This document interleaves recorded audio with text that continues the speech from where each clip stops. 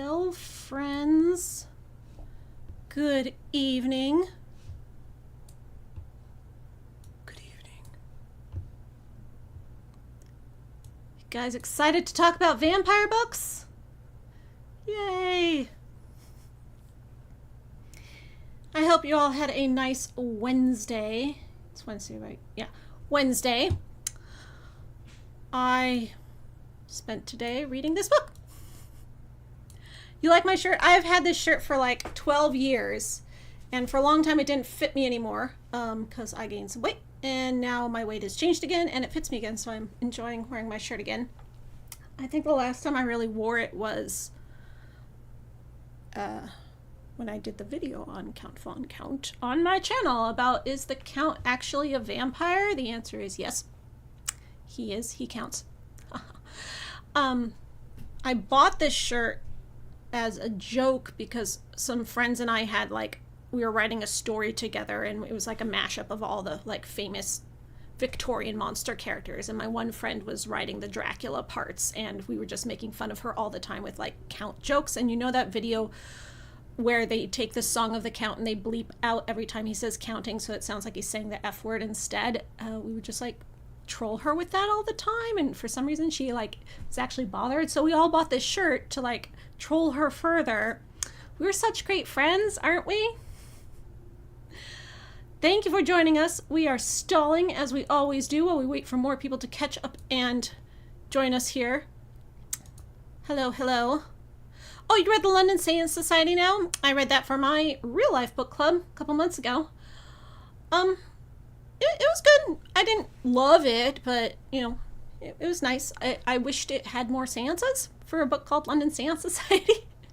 It's kind of like, okay, where's the seance? It starts off with the seance, but then, like, the seance is, like, getting Ryan, like, actually start the seance, cut to black, change scene. I'm like, damn it, where's the seance? And then you do finally get, like, the big seance at the very end. And in that book, ghosts are real, mediums are real, seances are real, so it was exciting.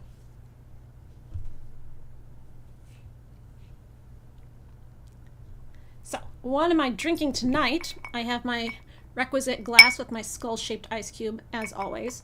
In this book that we read, the protagonist loves to drink gin and tonics. She loves gin. She'll drink just straight-up glasses of gin, and sometimes she'll drink a gin and tonic.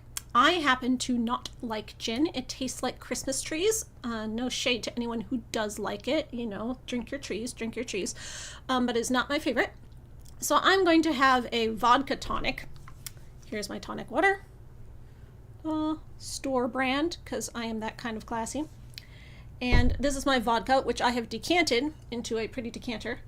But it is Crystal Head vodka, actually, which comes in its own cool bottle. And this was actually my Pride Month bottle of Crystal Head vodka that I bought last year, and I have just a little bit left. It's lasted me almost a year. And I used that Rainbow Skull bottle that it came in as a prop for a show I was doing, so I had to take the vodka out. So I decanted it into this.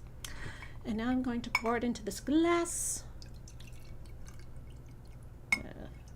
Still a little bit left. Maybe I'll get 2 drinks out of this.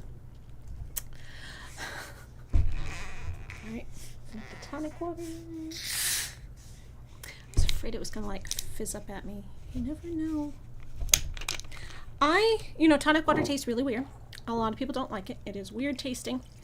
I developed a taste for it when I had an eye twitch. Just randomly my eye was twitching. I was real stressed, you know, life and stuff.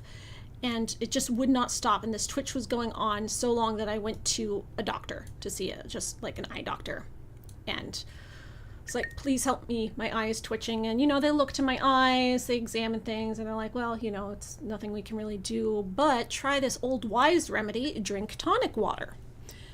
And I was like, okay, I've never had tonic water before in my life, I don't even know what it tastes like. And she's like, well, it tastes kind of weird, so maybe you can like mix something into it, like Kool-Aid or something. And I was like, or like vodka? And she was like, so I went home and I drank the tonic water. I drank it straight, and it tastes real weird, but I kind of like grew on me, and I was eating wasabi peas with it, so I was sort of having this like mini mocktail hour with my wasabi pea snacks and my tonic water. And that combination of the wasabi and the tonic, I don't know. I just love it now. So vodka has no flavor. So when you put it in tonic water, it just tastes like tonic. Unlike when you put gin in tonic water, it tastes like Christmas trees. So cheers. Oh no, my audio's having trouble. Do I need to turn up my volume? It looks like it's pretty loud. Is it the connection or is it actually the audio? If I tap it, do you hear that? Yeah, it's peaking when I do that.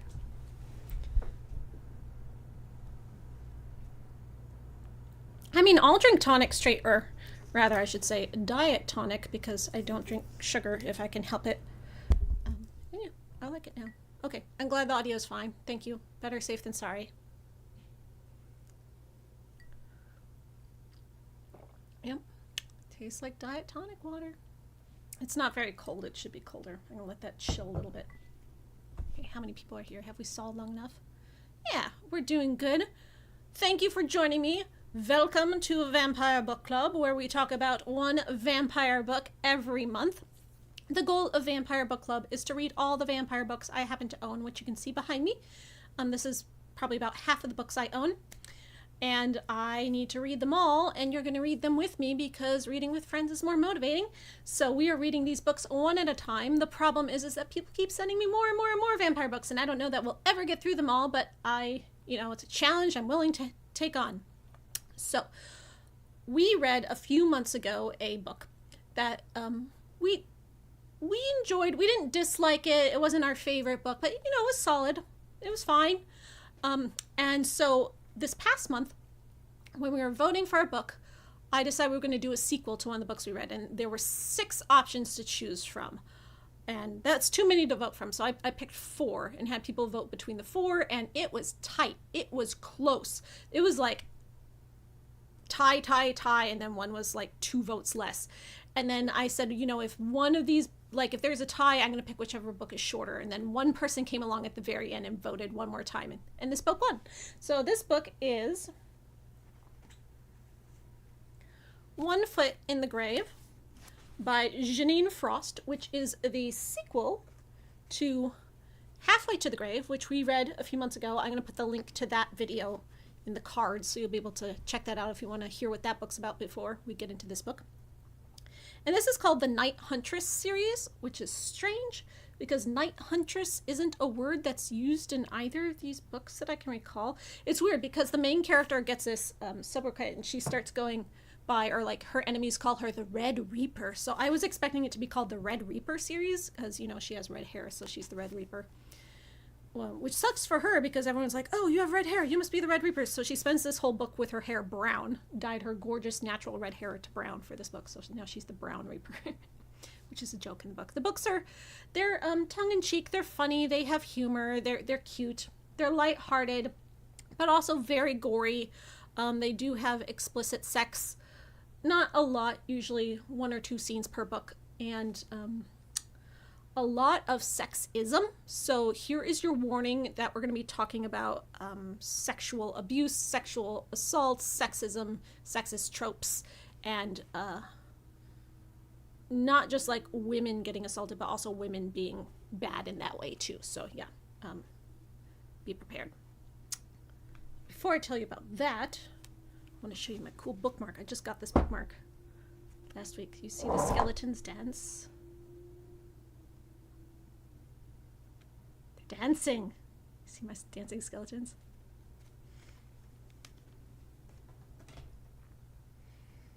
So I'm going to assume that you all remember what I told you about the first book. And if you don't, hopefully it'll come back to you. I did not reread the first book. It's been about, 4 months since we read it. I did not brush up on it. I just went into this book hoping that it would catch me up. And there were a few things that I was kind of confused about that I eventually came back to me. So in the last book, Kat, this lady, sexy biker chick lady, she was an innocent, young, naive girl who also happened to be half a vampire, so she had superpowers, and Her vendetta was to kill all the vampires in the world because her mother was assaulted by a vampire, which resulted in her being born, which is how she's a half vampire.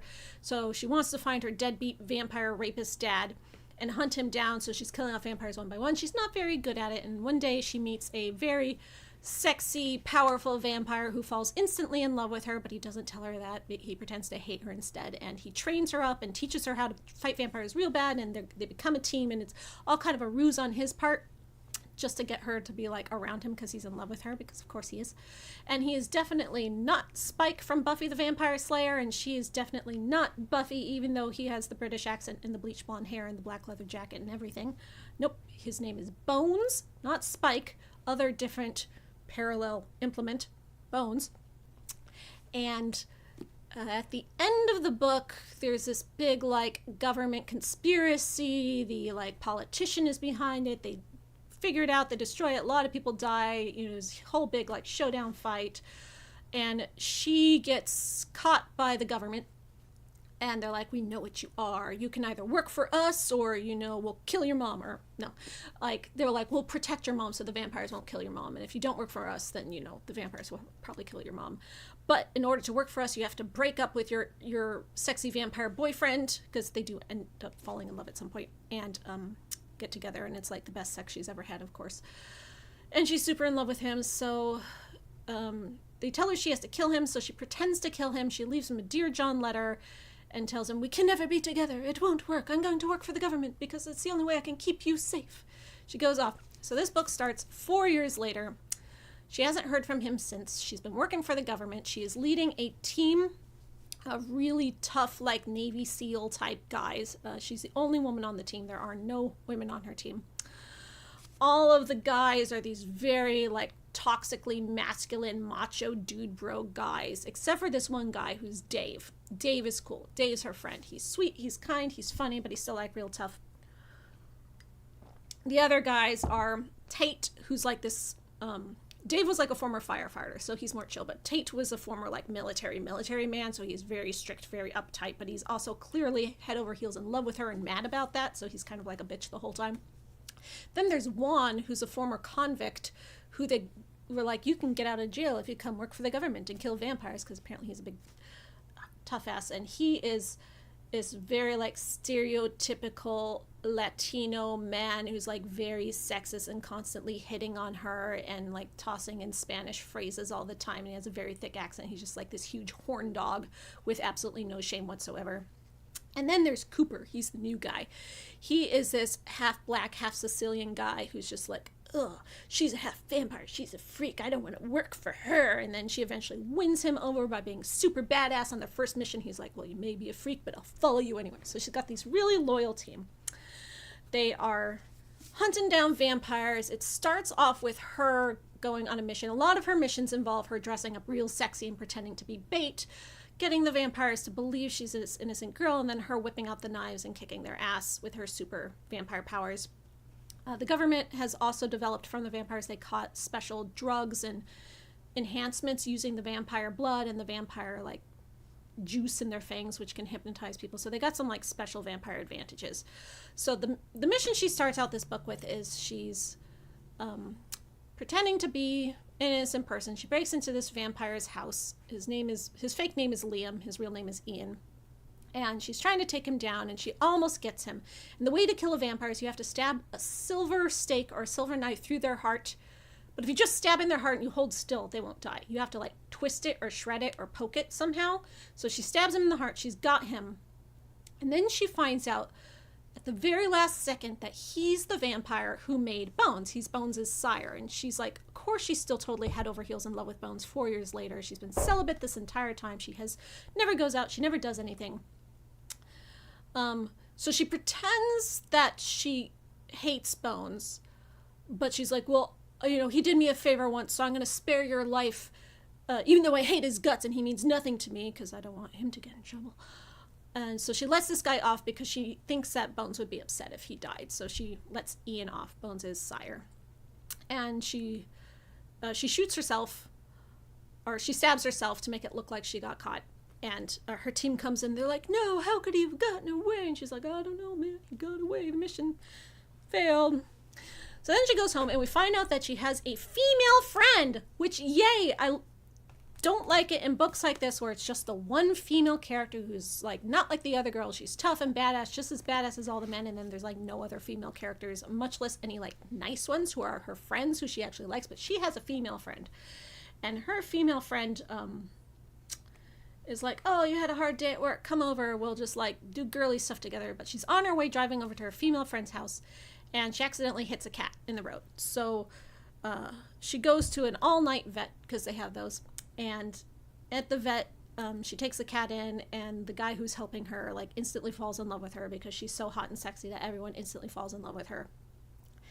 And his name is Noah. And so he like very awkwardly asks her out on a date, and she's like, I don't want to date anyone. I'm still in love with Bones. I have zero interest, but you know, my friend needs a man. She's lonely, so I'll say yes and then bring her along, and I'll set the two of them up, and this is her plan. So then cut forward to her doing that, and then her friend cancels, and she's like, surprise, I'm not coming on this date because I think you need a date, and I think you need to meet this guy, and you need to get laid because you've been celibate for 4 years. And her friend also knows about vampires because the way she met her was through vampire stuff. She rescued her from vampires, so this friend is like, at least knows who she really is. But she can't let this guy Noah know who she really is. But she's like, you know what, maybe I can just go out with a guy and pretend to be normal and never tell him the truth about myself, and I'm sure that won't backfire. Like, she knows it won't go anywhere, but she's like, it's nice to go out. So she starts dating this guy Noah. What happens next? There's a lot of time skips in this. It's like this happens and then jump forward 2 months, and then this happens and jump forward 2 months. So she's on a mission. Oh, so she gets a call from her boss, and her boss is this like older man who's like old enough to be her dad, who recruited her, and he's like tough, but she's like, you know, he means well, and he really wants to rid the world of vampires, even though he doesn't really trust me, but he pulled me up and he gave me this opportunity. So his name is Dawn. So Dawn's like, quick, we've got an important mission that's specific to you. So it turns out she's in like Virginia working for the FBI, like in government land. But back where she grew up in Ohio, there is a vampire attacked in her old house, which has been abandoned. And written on the wall is, here, kitty, kitty. And, you know, her name is Kat, but she doesn't go by that now. So someone who knows her real name, and they're like, oh shit, someone is like sending her a message. So she and her team fly out to Ohio. They go to the scene. There's like body parts everywhere. So they start like digging through the body. It's really graphic and gory. They're like opening up the body parts and looking inside until they finally find what the message was. It's a piece of rock.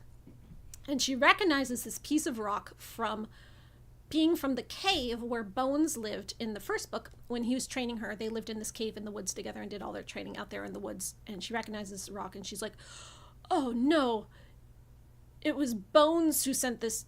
Bones sent me this message, or someone's got Bones. Either way, if Bones did this gruesome murder, I should do something about that. If someone's kidnapped him and they're trying to get me to him, I gotta go to the cave. But she doesn't want any of her team to know that Bones is still alive out there because she lied and told them all she killed him. So they go out to the cave. She makes her team stay behind, and she's like, if I'm not out in 30 minutes, send a rocket launcher, nuke this cave.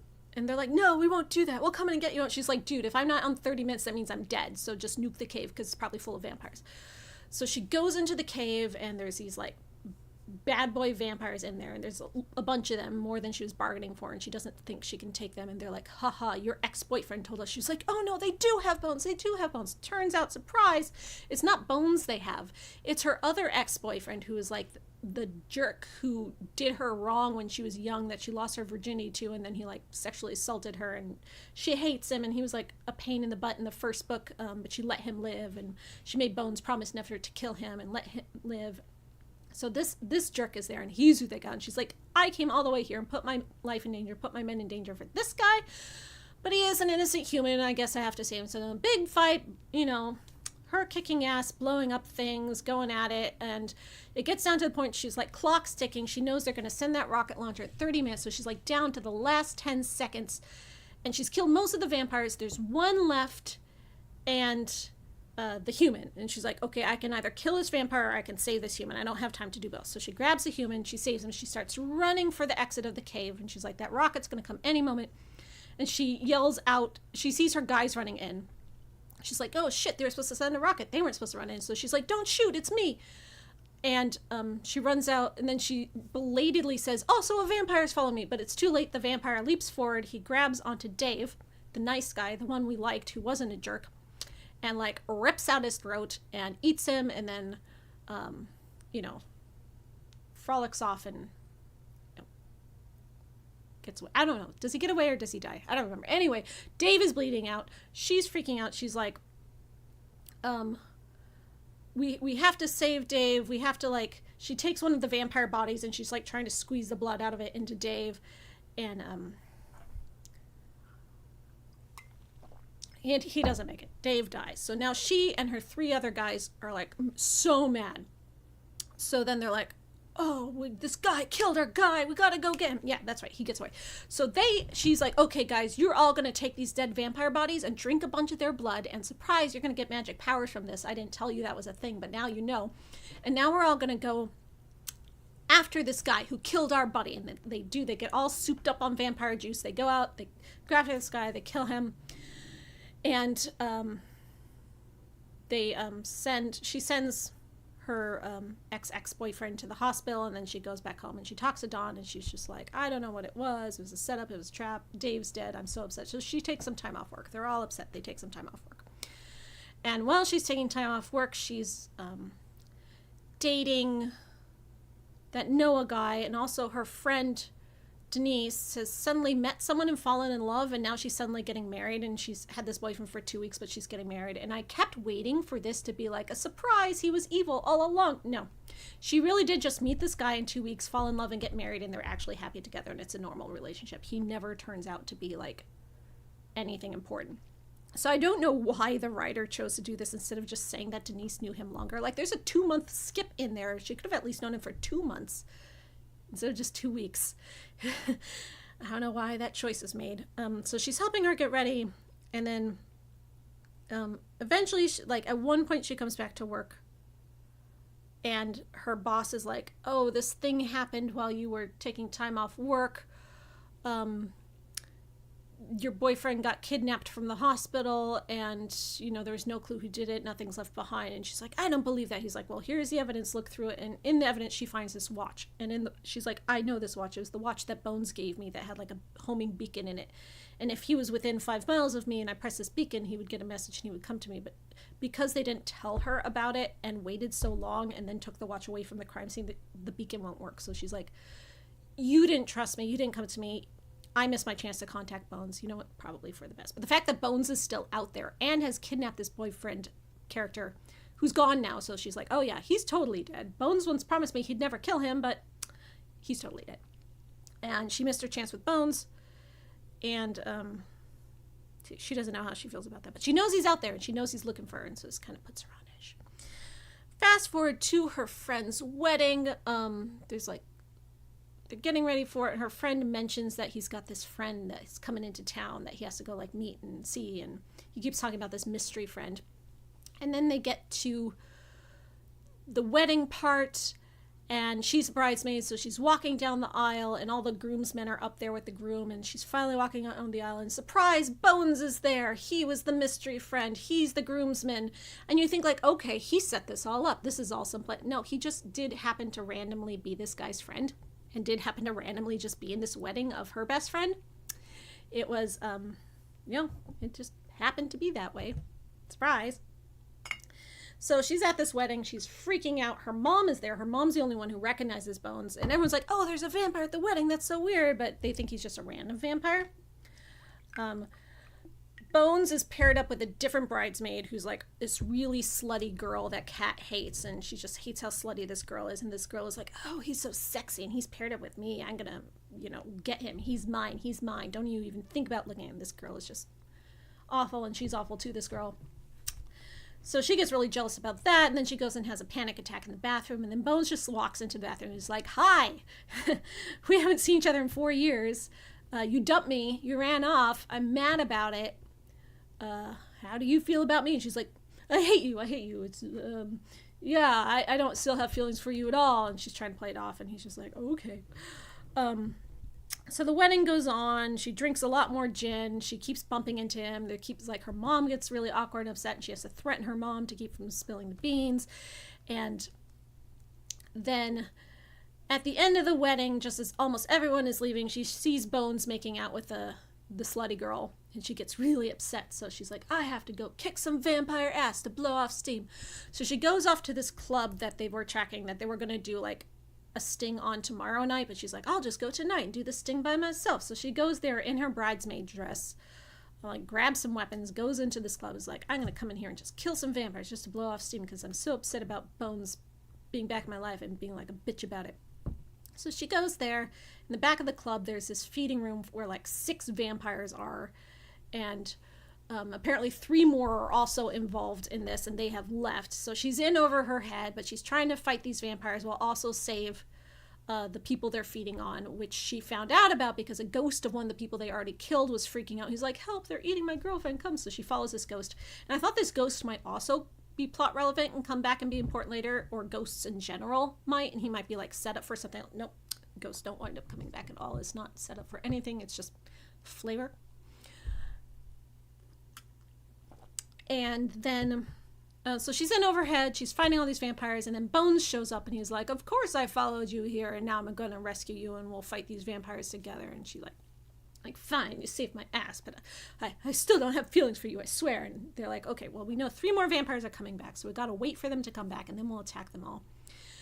So, but she's covered in blood, and Bones is like, okay, you're too obvious you're covered in blood. You need to just dance with me, and I'll, like, hold you in front of me, and then no one will see the blood. She's like, oh no, I'm forced to dance with him, and this is so hard for me because she's, like, very turned on by him and just, like, magic vampire pheromones, and she's just trying to hide her feelings because he's being a jerk. So she thinks that he is just there to torment her and doesn't want to admit she has feelings, and even if he did have feelings, it wouldn't work, so she has to repress herself.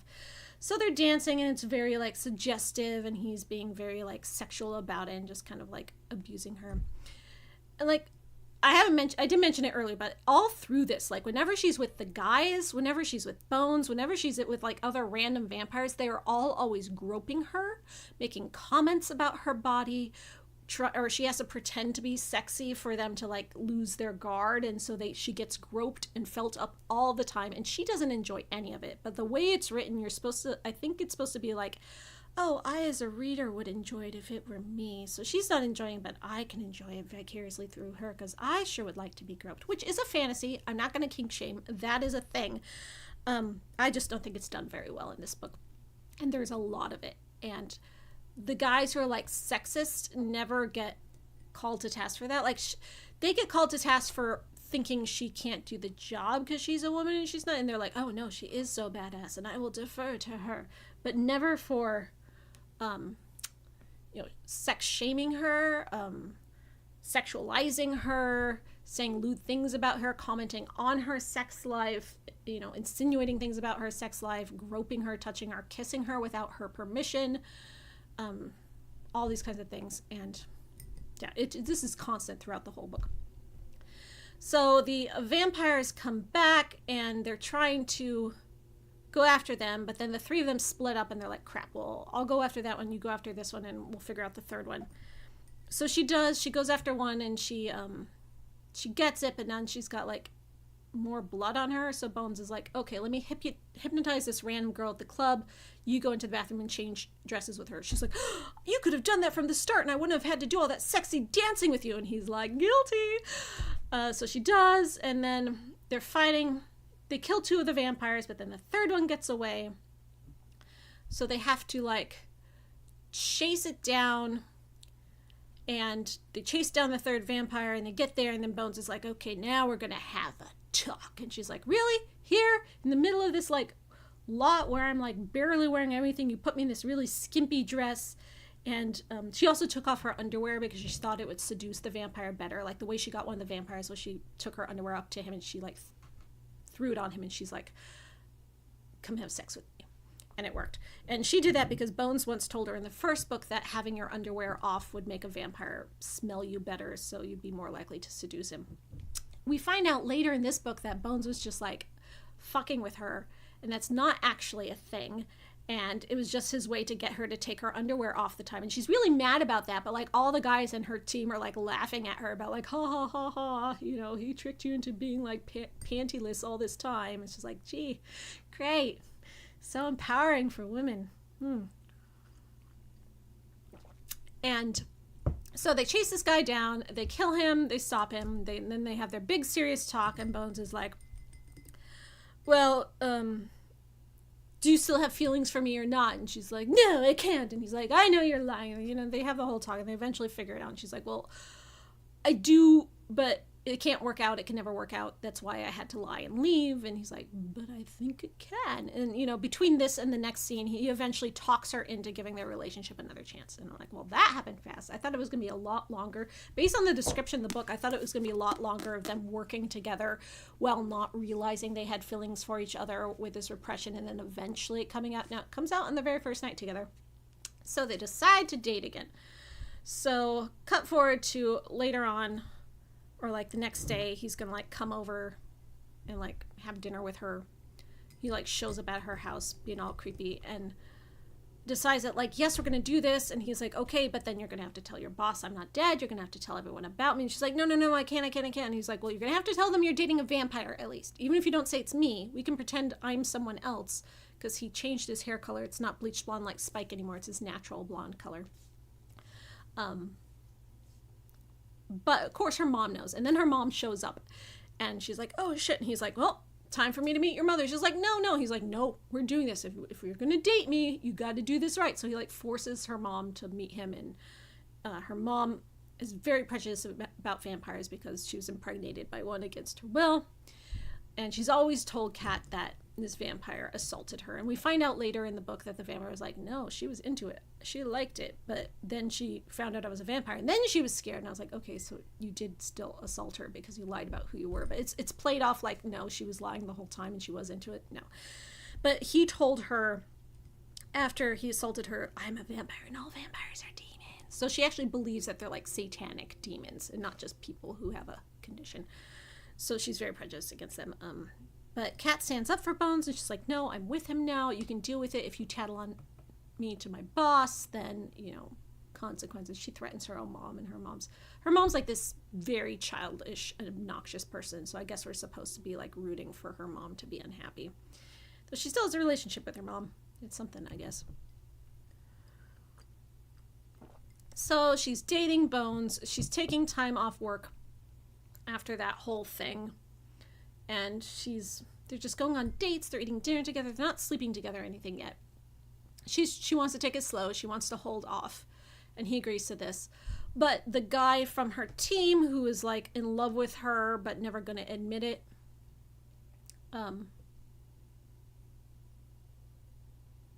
so like earlier on, they threw her a surprise birthday party, and this guy, she took him home because he was too drunk, and then he kind of like kissed her while he was drunk, and he poured out his feelings and said that he had these feelings for her and he wanted her. She didn't realize he was like in love with her. She realizes this later. And then she rejects him and she's just like, no, I'm not interested. So now he's spying on her and he sees her with a vampire and he's like, oh, she was a traitor. She betrayed us all along, or maybe she's being tricked and she's in trouble. So he tells the boss, and then she gets called in to the boss, and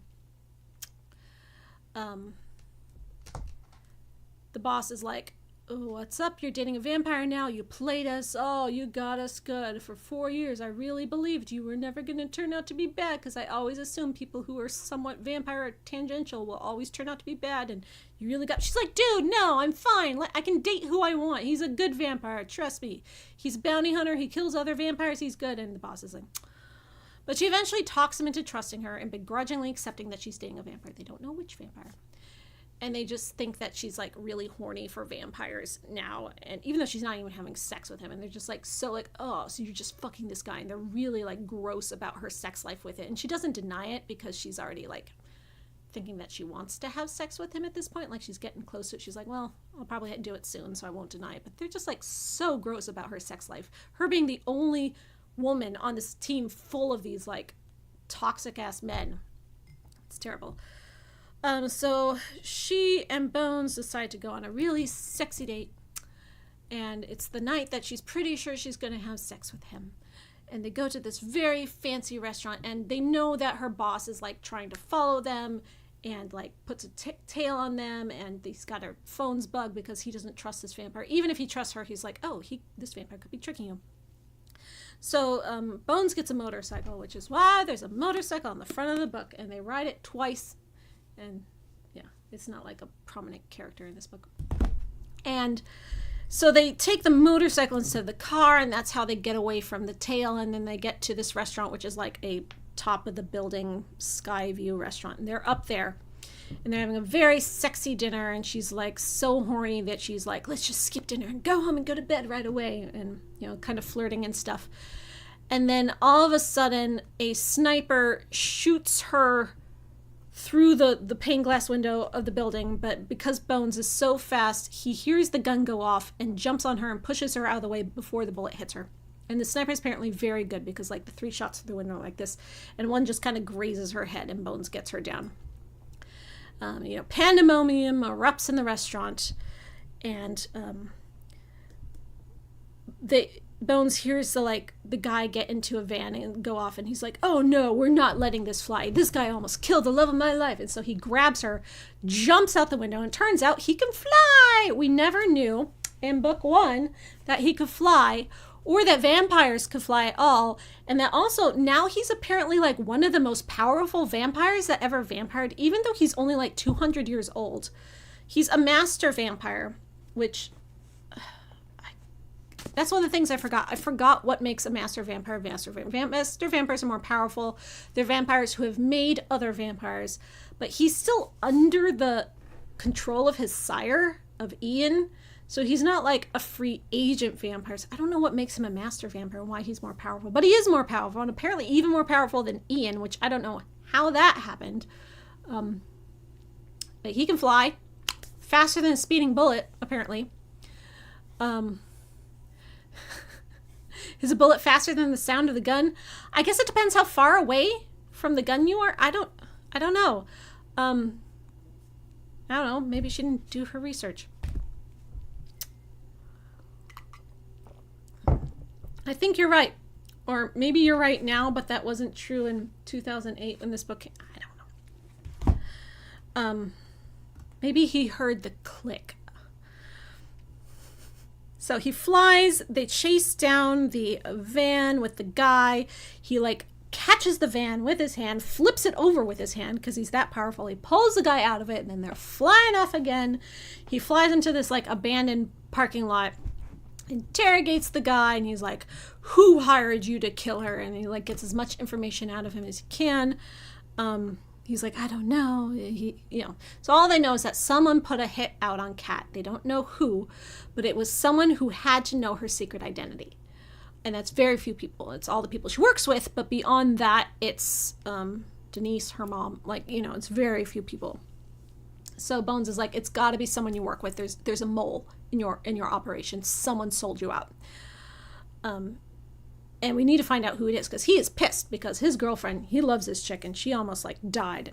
He's livid. So he completely rips this guy apart. He eats him, and then they like just can't hold back their horniness any longer, and they have like very frantic sex up against a tree in the parking lot. And they have finally consummated their reunion. They're back together. They are 100% in love and, doing it. And...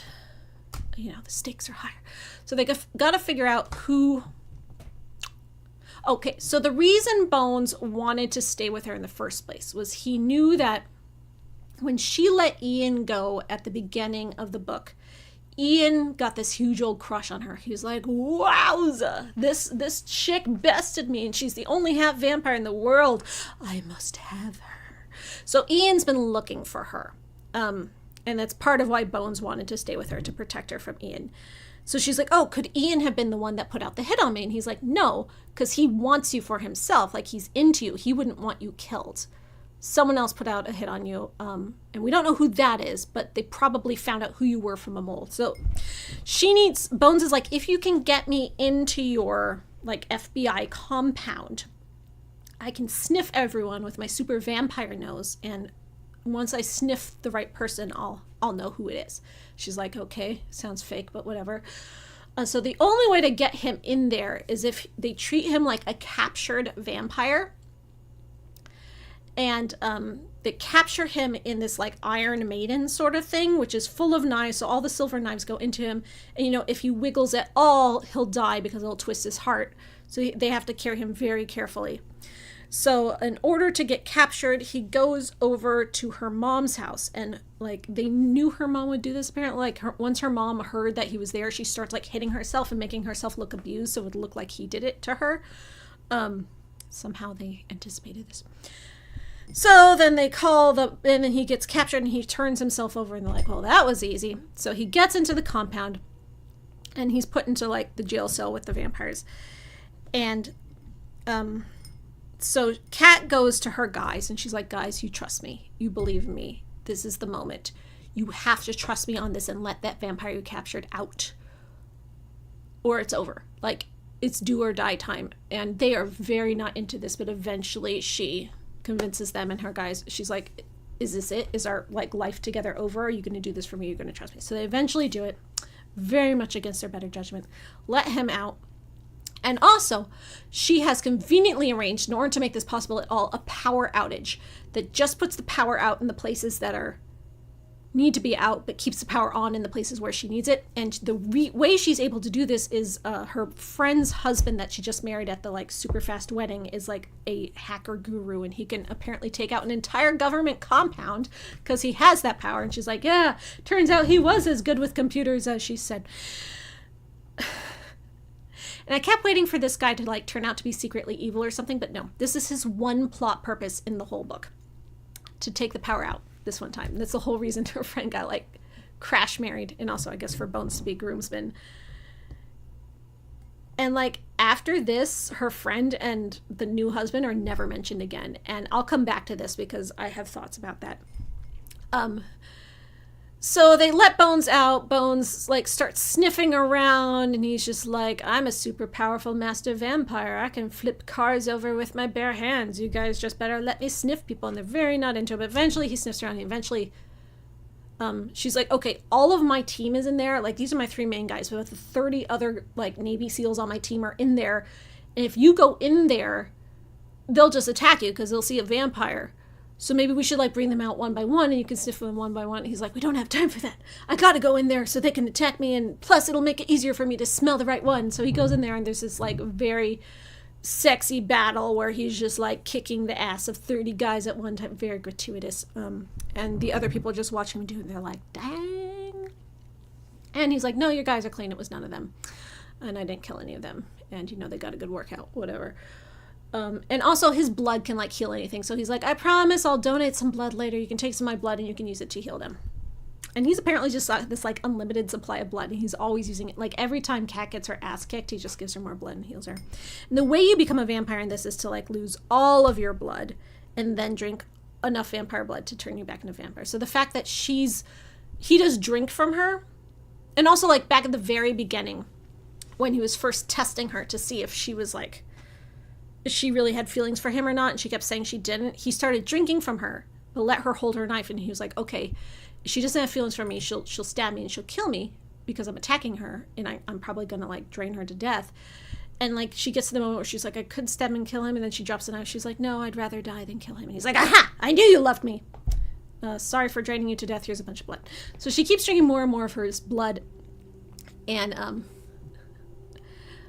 oh yeah, the glowing green eyes. So that's the thing. So whenever they're using their vampire powers, like they're fanging out, they get glowing green eyes. Whenever they get turned on and horny, they get glowing green eyes. So we always see the people's eyes turning green, and her eyes do that too. So whenever she like revs up and goes into super vampire strength, her eyes turn green. And it was just like, a human with green eyes. It's this like big reveal every time.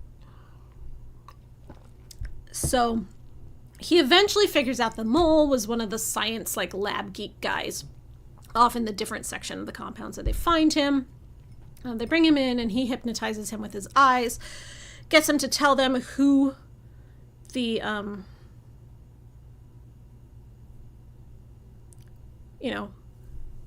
who he gave the information to and so on.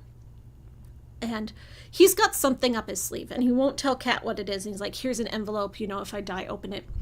But the reason he got Dawn, the boss, to agree to let him sniff around was he was like, tell me if this name means anything to you. Maxwell. And he's like, and Kat's like, what does that mean? And they won't tell her. So we find out at this point that Maxwell is the guy who impregnated her mom, the vampire, who is also her boss's little brother. Surprise! And him turning into a vampire and then turning evil over vampires is why he has such a vendetta and why he doesn't trust anyone who gets close to vampires not to turn to the dark side. So he hates his brother Maxwell. Maxwell apparently wants his own daughter dead because she's the Red Reaper. She has his reputation. So he's the one who called out the hit on her. Apparently he's around. He's in town. And she's like, Dawn, you lied to me. You never told me this. And there's this buildup of lies that Dawn tells her. One of which is that she ages much more slowly. And the more vampire blood she drinks, the longer her life is. So already her life is spanned past 100. So one of the main reasons why she didn't want to get back together with Bones was because she's like, I'm going to grow old and die, and you'll either want to force me to become a vampire, which I don't want to do, or you'll get mad about that or sad about it. We just won't work. And he's like, no, you won't grow old and die because first of all, you're a half vampire and your life will be much longer. Second of all, you keep drinking my blood and every time you do that, it adds on 50 more years to your life. And then she's like, Dawn knew this and he kept this from me. So this is another thing that Dawn knew and he kept from her. And he also didn't tell the other guys who drink vampire blood that their lives were extended. So Dawn is just full of secrets and lies. He's just like, yes, Maxwell was my brother. And he's also your father. And he also wants you dead. So now, the bigger problem is that Ian, Bones' sire, still wants Kat to be his new flavor du jour. He's obsessed with her and he wants her. He's like, okay. So we know Maxwell's out there. He wants her dead. He's putting a hit on her. He might try it again. We also know that Ian has this plan to try to capture you. Let's try to kill two birds with one stone. We got to stop Ian's plan. So Bones' plan is that he's going to, first of all, find a way to not be under Ian's power anymore. Because he is Ian's fledgling. But because he's a master vampire, he can go to Ian and he can be like, I want to not be under your power anymore. You have to set me free. And he wants to convince him to do that either by for old time's sake, because they're actually friends, they actually like each other, or by force. So, and the other thing is that he also wants to train up Kat's team, also by giving them much more vampire blood, strengthening them, and training them up with tactics, because the only way that they'll be able to pull off this whole heist is if they're able to capture vampires without killing them. Which is a lot harder. Killing a vampire is pretty easy. They can throw knives from afar and hit them in the chest and, poof, they're dead. But to capture a vampire without killing it is much harder. So he goes down to the basement to find all the, the vampires they have captured. And he's looking at them. And then he finally finds one he knows. And it's the one girl that's down there. And, of course, she's, beautiful and sexy. And her name is Belinda. Or Sunshine. And she's also blonde. All the, bitchy women in this book are blonde. So, I would say this, author has a problem with blondes, because Kat's a redhead and sometimes brunette, but Bones is blonde. He's, a bleach blonde and a natural blonde, so it's only blonde women she has a problem with.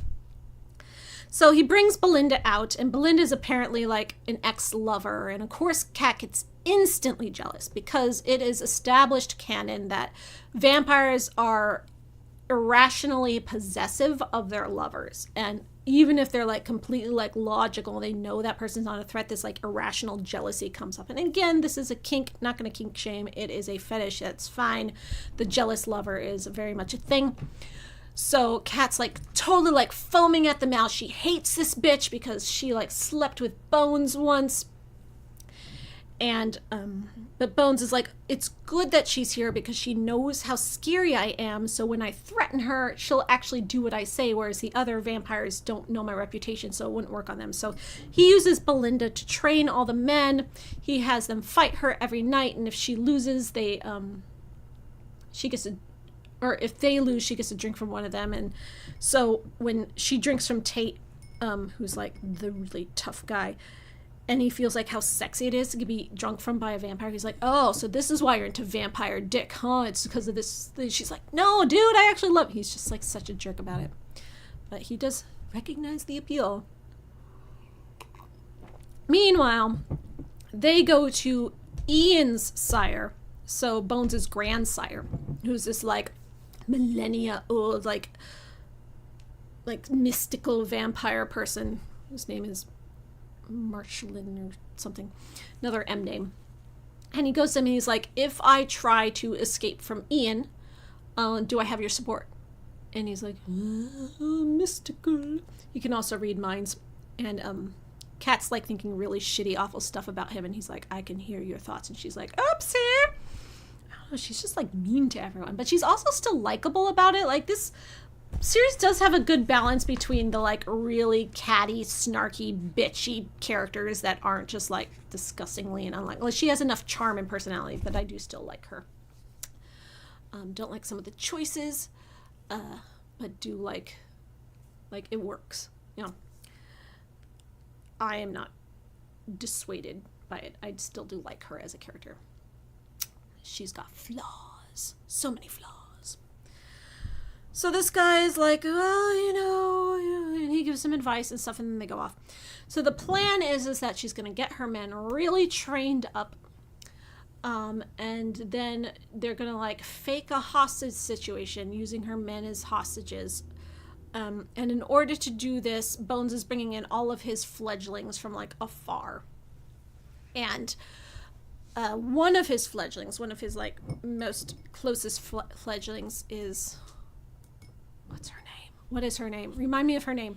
So she comes over from England. She's this very posh, classy, sophisticated older woman. She's like 42.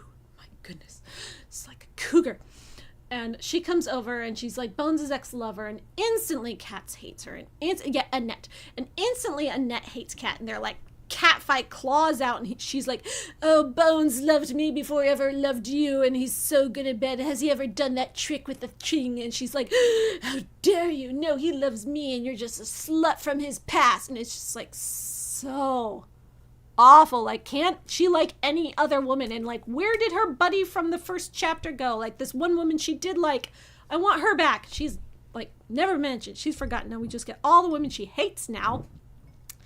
So she and Annette, Annette's gonna spend the night at their house for some reason the first night before she like goes off to a hotel. I don't know why. I do know why. It's because when Bones goes out to like do a thing and he leaves Annette home with Kat, they get into an actual cat fight. My camera just panned out for effect. And they like go at it, and they're like brawling in the house, breaking all the furniture, all this cat fight, because she's just going on about how like Bones loves her so much better, and she had so much more sex with him, and like Kat's never had, she's just this like innocent girl who doesn't know what real sex is. Oh, it's bad. But when Bones comes home, he's mad at Annette for beating up his girlfriend, even though she won. And Annette's kind of scared, and he's just like, I told her not to. I'm her sire. She should obey me. She is in trouble. And he's about to, like, punish her. And Kat's like, you could punish her. Or you could just have such good sex with me that she can hear me from downstairs all night long, and that will be her punishment. And Bones is like, sold! So then we get this, like, very graphic sex scene. Very graphic, a very vampire sex. So like, you know, this is a vampire book for vampire fans who like vampire sex. So it's not just like random sex that happens to have vampires in it. It's very specifically fang, blood, biting vampire sex. I'm not saying that as a negative. That is what it is. And, you know, it's on the tin. And so this book has 2 sex scenes, I guess. And someone was asking if it was a romance earlier. No, it's not. It is a urban fantasy. It has a plot. The plot is who's trying to kill her, how do we get her out of the situation, this, and the romance is on the side. The sex is just a perk.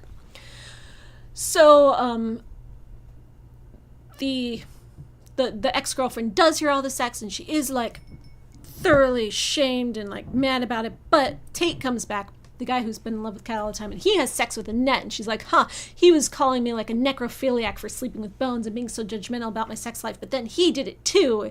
And Tate's like, bleh. And Annette's like, I got this other guy, it's just like so awful. But then, surprise, all of a sudden their plan has to happen faster for reasons, and so they don't get any more time to train with Belinda, and instead of having 2 weeks to train, now they gotta do it today. So the plan is that Ian wants to take one of Kat's men hostage, but all 3 of her guys are like, I am Spartacus. So she's like, okay, fine, he could take all 3 of you hostage. So she and Annette, because Annette is Bones' fledgling and Bones is Ian's fledgling, so Ian's people think that Bones and Annette are on their side. So they pretend to take the 3 human guys hostage, and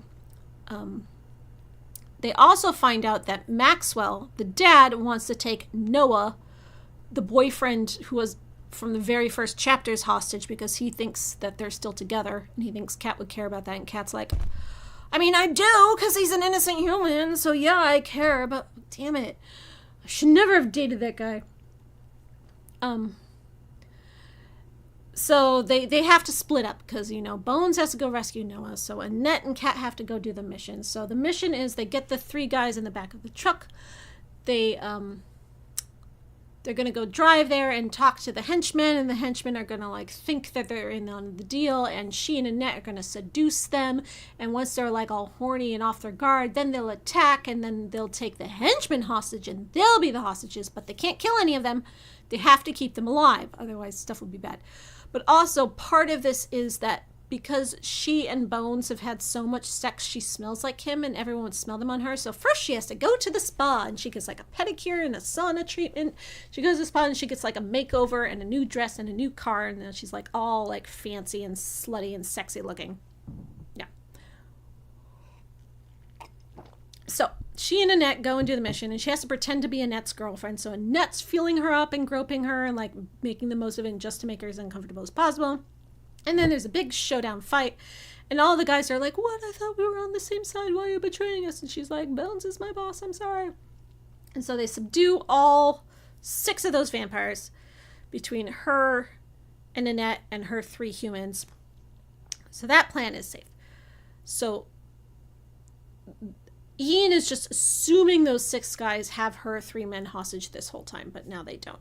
He never checks. He just assumes. Okay.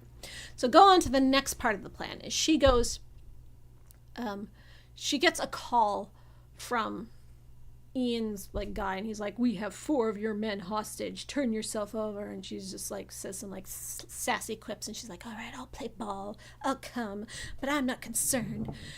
So she goes to Ian's gothic Thunderdome house where he's got this arena set up with Victorian couches all around it. There's hundreds of vampires there, and she comes in and they're all like, it's the Red Reaper, but she looks so sexy. She's not a threat. So she knows that she still has to rescue Noah. Noah still got caught, so she has to go in there and rescue Noah.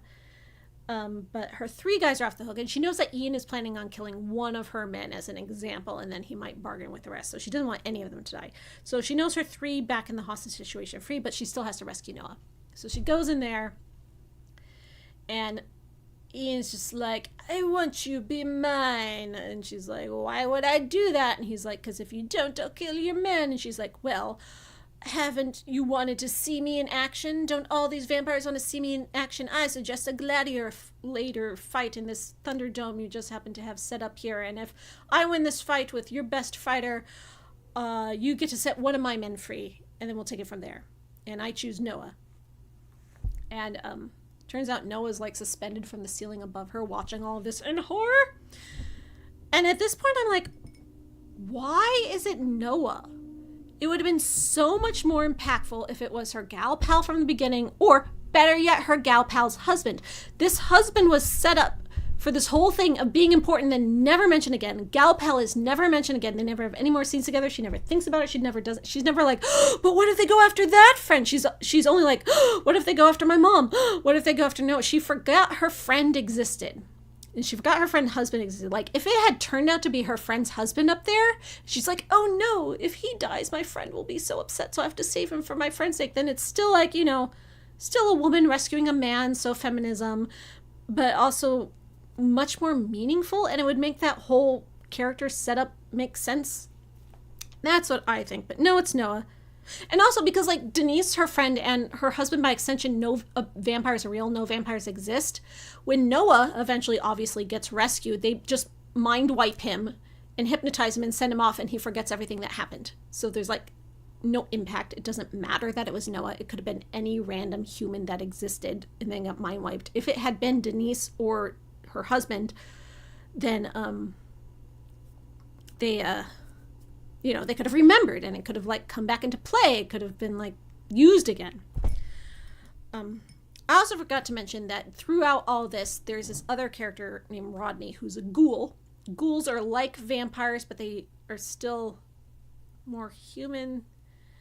They're more like zombies, but they're basically like vampires. They don't lose their minds. They don't drink blood, but they do have super strength. They are technically immortal. It's blurry. They're basically like different versions of the same thing. So this guy, Rodney, has been helping them, and he helped them along the way, and he's around, and he'll be important later.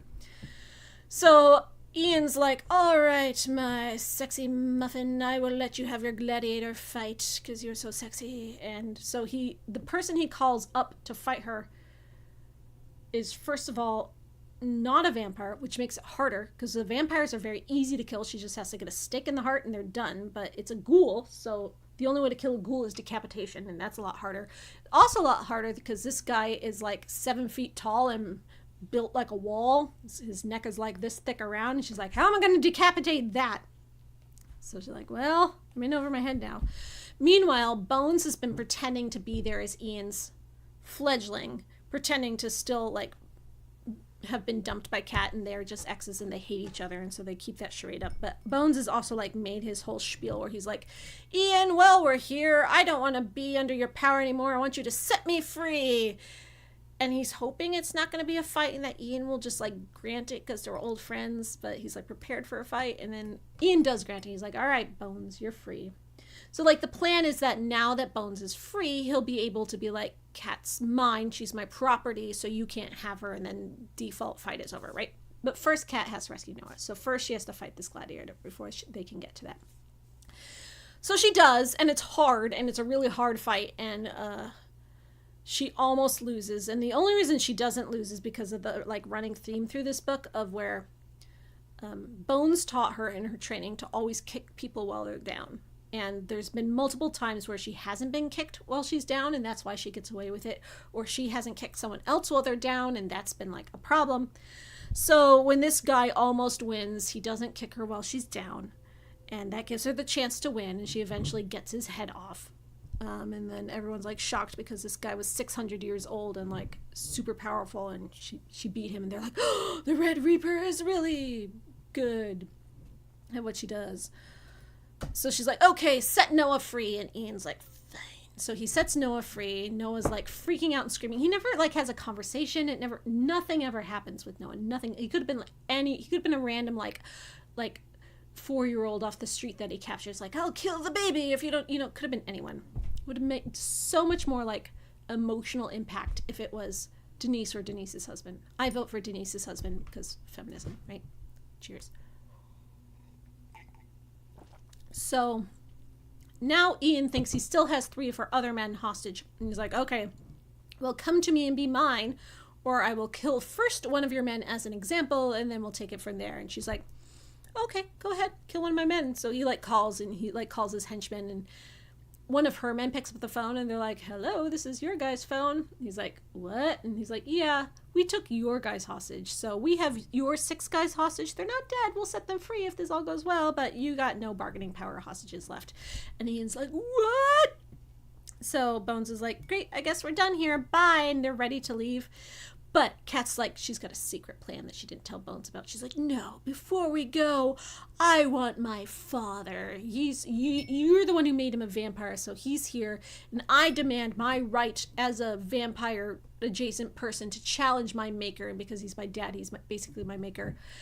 And Bones is like, oh shit, why did you do this? And Ian's like, aha, a loophole. Because you just admitted that you're a vampire now using vampire rules. You don't fall under human rules anymore. So now you're not Bones's. So he can't take you away. He doesn't have claim over you. You're mine because I am Maxwell's sire and you're Maxwell's fledgling, so you fall under that line for me. You don't fall under the Bones line. So, haha, I win through this loophole. And Bones is like, why did you do this? Why? And she's like, oh, shit. I thought I was doing something smart and I should have talked. We should have communicated. So, she's like, you know, they're kind of bargaining. And then finally Ian's like, okay, here's my agreement. Oh, no. Bones is like, well, I have another loophole. You can't keep her. You can't claim this if she was my wife through vampire marriage laws, which apparently exist, which we have never mentioned before. And so he's like, he cuts his hand. He's like, blood wife, I will make you my wife. And she's like, oh, wow, shit. And Ian's like, wait. She has to say that she'll take you as her husband. It's not complete unless she does. And he's like, but don't do that, Kat, because if you don't, I'll give you your dad and you can kill him. And she's like, oh, the revenge I've wanted all my life. My father versus, you know, not being Ian's hoe. Huh. And he's like, oh, you know, you don't even have to be my hoe. You can kill your dad and you don't have to stay with me. Maybe we could take it slow. Maybe I can convince you otherwise. But you have to agree to never be with Bones again. You have to completely, like, give him up for the rest of your life. And she's like, oh, the revenge I've wanted all my life versus the love of my life. How do I choose? And, like, the way it's written, you really think she's so caught up in her rage and her revenge that she's going to choose her revenge and her dad. And it's not even like, oh, I can see right through this. She's so going to not do that. It's so a setup.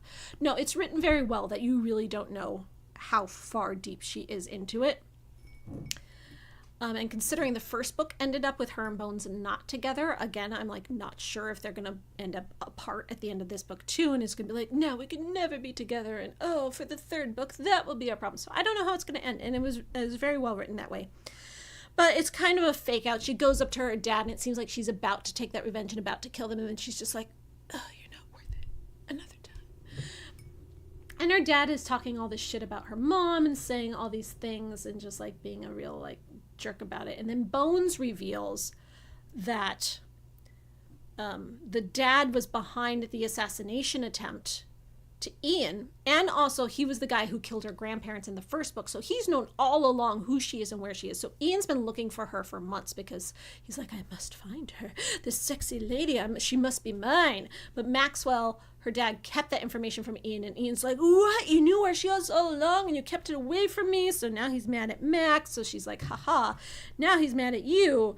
And you're not his special thing, you know. So then she goes up to Bones and she's like, you're my husband now. And now they're vampire married. And she's like, haha, bye, peace. I'll deal with my dad later, bye. And he's like, well, you can't ever kill your dad without declaring an act of war on Ian. And now that Bones and Ian are separate entities, it'll be Ian's like faction, which is hundreds of people big, versus Bones' faction, also hundreds of people big. So now there's like no way for her to get a revenge without sparking a vampire war. So now that's her conundrum, and I'm assuming that's where the third book will go.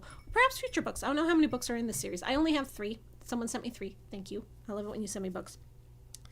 So she and Bones go off. Now they are vampire married, which has absolutely no meaning on real life or real marriages. She is still single as far as human law is concerned, but as far as vampire law is concerned, she and Bones are bound for life. There is no ending. There is no divorce. It is a 100% eternity bond of vampire marriage, which seems convenient. I don't know.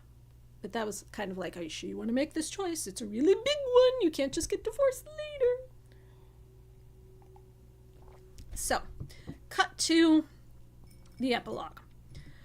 It is revealed that Dave, who died back at the beginning of the book because she tried to feed him vampire blood, there is a chance that they can bring him back to life as a ghoul. Because the way to make a ghoul is to take out the dead person's heart and take out a ghoul's heart and swap them. And then that dead person will come back to life. But because he's been buried for 3 months, he's like very... And he was like... what's it called? Like mummified. Preserved. What's it called? when they like preserve bodies, they put formaldehyde in them and stuff. Yeah. So they're like, are you sure he can come back? You know, he was ripped up. He was sewn together. He's like pumped full of formaldehyde. He's, yeah. And they're like, well, there's a chance. We can try. Do you guys want to try? And everyone's like, let's do it. Let's do it for Dave. So they have this whole big scene where the entire like military is there. They've got like the whole thing sanctioned off. It's very covert, very operational. And they're going to try to bring Dave back as a ghoul. But because he's been dead 3 months, it's going to like, it's a very small chance it'll work. So the way to make it work is to have Bones spill a bunch of his vampire blood on Dave, which that part seemed to come out of nowhere, because originally it was just like they have to switch hearts with another ghoul, which is Rodney the ghoul. This is where he comes in, right? He's gonna do it. But so like these military guys are all lined up, so Bones spills a bunch of his blood, drinks from a military guy, spills a bunch of his blood, drinks from a military guy, and like all the militaries like come together to bring Dave back to life, and it winds up working. Surprise! Dave wakes up, he's very freaked out. He's like, oh no, I'm a monster! How could I be an undead thing, the very thing I hunted? And they're like, no, Dave, trust me, it's okay, we love you, please, you're just our Dave, we just want you back. And they eventually convince him, and they like go off arm in arm, happily ever after. Bones like drinks more blood and he's fine, and then he uses his healing blood to heal up everyone who's injured. Everyone's good again, and they all live happily ever after. The end. It's very sweet. I'm glad Dave is back. It was real sad when he was the one who got killed. It was just like, oh, it had to be Dave. So yeah, I enjoyed this book. I did not love the first one. I was like, it's not really my genre. I'm not into like kick-ass leather-wearing female protagonist urban fantasy. It's not my thing. I like much more like gothic style stuff. But because I was already familiar with them, reading the second book felt more like cozy to me. So, you know, I wasn't trying something new. I was coming back to characters. And like I said, I do like Kat, even though she is very, very flawed. Just like an awful person sometimes. She's smart, she's funny, she's witty, so she grew on me. I did not like all the sexism. I did not like how she was getting groped or molested or like demeaned or degraded at every single turn by every single man in the book. Like, not Bones so much, because, you know, they don't want to make him unromantic and he would always stand up for her, but sometimes even he was doing it too, and it's just like, this is someone's fantasy to be the person that keeps getting groped even though you don't like it, so you're not going to admit you like it, but hey, it keeps happening. You know, not going to kink shame. Heads out there for someone. But the guys all being like the very cliche stereotypical horny Latino man was kind of upsetting. And then the other guys just being like gross to her the whole time, and it just being like a punchline the whole time. Like, there was no statement made about it. There was nothing like that came of it. It was just a punchline. That's the world she's in, because government and dude bros and toxic masculinity, I guess. Which I guess is realistic, but do I want to read about it? Like, I go to my fiction to escape this stuff. Ugh. You know. But, you know, I probably would read the next one. I'm not going to, like, jump and read it now, but if book club voted for it again, I'd be like, hey, cool. You know, because now I'm invested. Now I'm into it. There was definitely a lot of vampire action in this. There was a lot of vampire characters. The vampires in this series as a whole sort of represent the, like, not everyone who's of the, like, bad group is bad. We're all individuals. You know, there are good vampires and bad vampires. There are gray area vampires. Like, Ian wasn't necessarily bad. Like, yeah, wanting to, like, claim her was bad, but, you know, he was still Bones' friend. He still did good things. He was still honorable. There was still, like, stuff going on. So, I think that's a interesting metaphor theme to explore with vampires. This sort of, like, the prejudice is definitely a lot about prejudice and understanding the nuances of how people are people, even bad people. Like, Maxwell, her dad, was very, like, irredeemably cliche, shallow villain bad, but, like, the other characters were much more nuanced. And, like, Dawn, her boss, who was keeping all these secrets from her, who turned out to be her uncle all along, you know, she's really mad at him. She felt really betrayed by him, but they did work it out in the end, and those sort of, like, levels of nuance I liked. You know, it's not too serious, it's not too deep, but it is meaningful, and these are good stories to tell, like, they're relatable stories, so I can see why people like this series. Was Kitten supposed to be a cute nickname? Yes, her name was Cat, so Bones' nickname for her was Kitten. I think it sounds cuter in British. Like, in American, that does sound sort of degrading, but, like, when a sexy British accent man is saying it to you, then it's kind of fun. And, you know, in the first book, she did not like it at first, and then it grew on her. Another one of those things. But no one else is allowed to call her Kitten or Kitty or anything. They just call her Cat. They aren't even allowed to call her Catherine. They call her Cat. Yeah, this one did have a happy ending. The first one had very much that bummer ending, but it was very, like, hook you into reading more bummer ending. Whereas this one had a very sweet ending, like she and Bones are married now. Dave is back. They all love him, and like her entire team, which was very precious before, is now much more open-minded about vampires as people, and their science experiments are exploring more, and you know, maybe the world's going to get to be a better place. Most of the vampires still deserve to die, and they really just kill any single vampire they meet. Though it's usually the ones they meet are the ones that are murdering people, so they kill the murderous vampires. And, like, Bones usually isn't a murderous vampire, except for the bad guys. He eats the bad guys. But, you know, he's not out there killing, like, innocent college kids like the ones they are slaying. Yeah. You tapped out after book 3? Oh, well, I have book 3, so. How many more books are there after book 3? Alright. If you had questions in the chat, now's your chance to ask them again. There's a lot of books. Wow. Well, you know, good for her. Good for Jeaniene Frost. New York Times bestseller. She knows what she's doing. Oh, spin-offs, too. That's the way to do it.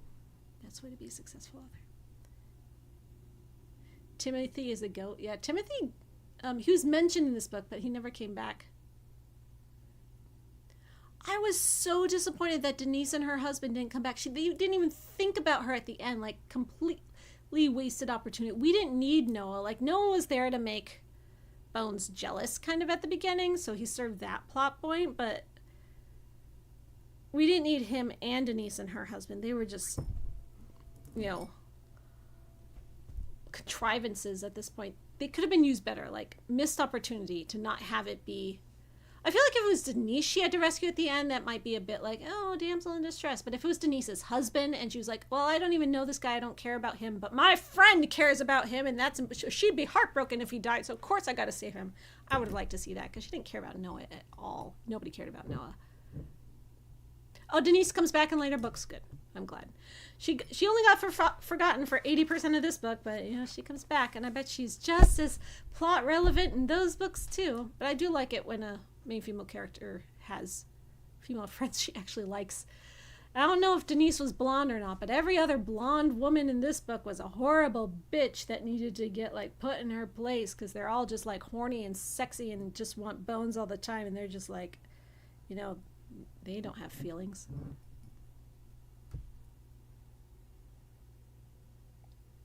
Like, did Annette not have anything else going for her in her life? No, like, job, no hobbies, no friends, no family.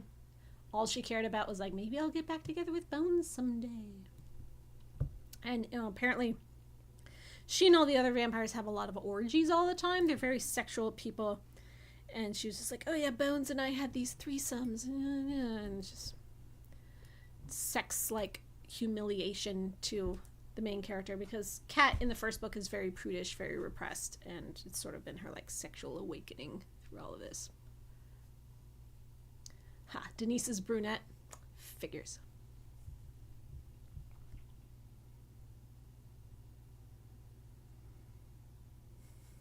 Makes you want to dye your hair blonde. Join me! Dye your hair blonde. We'll all be blondes together.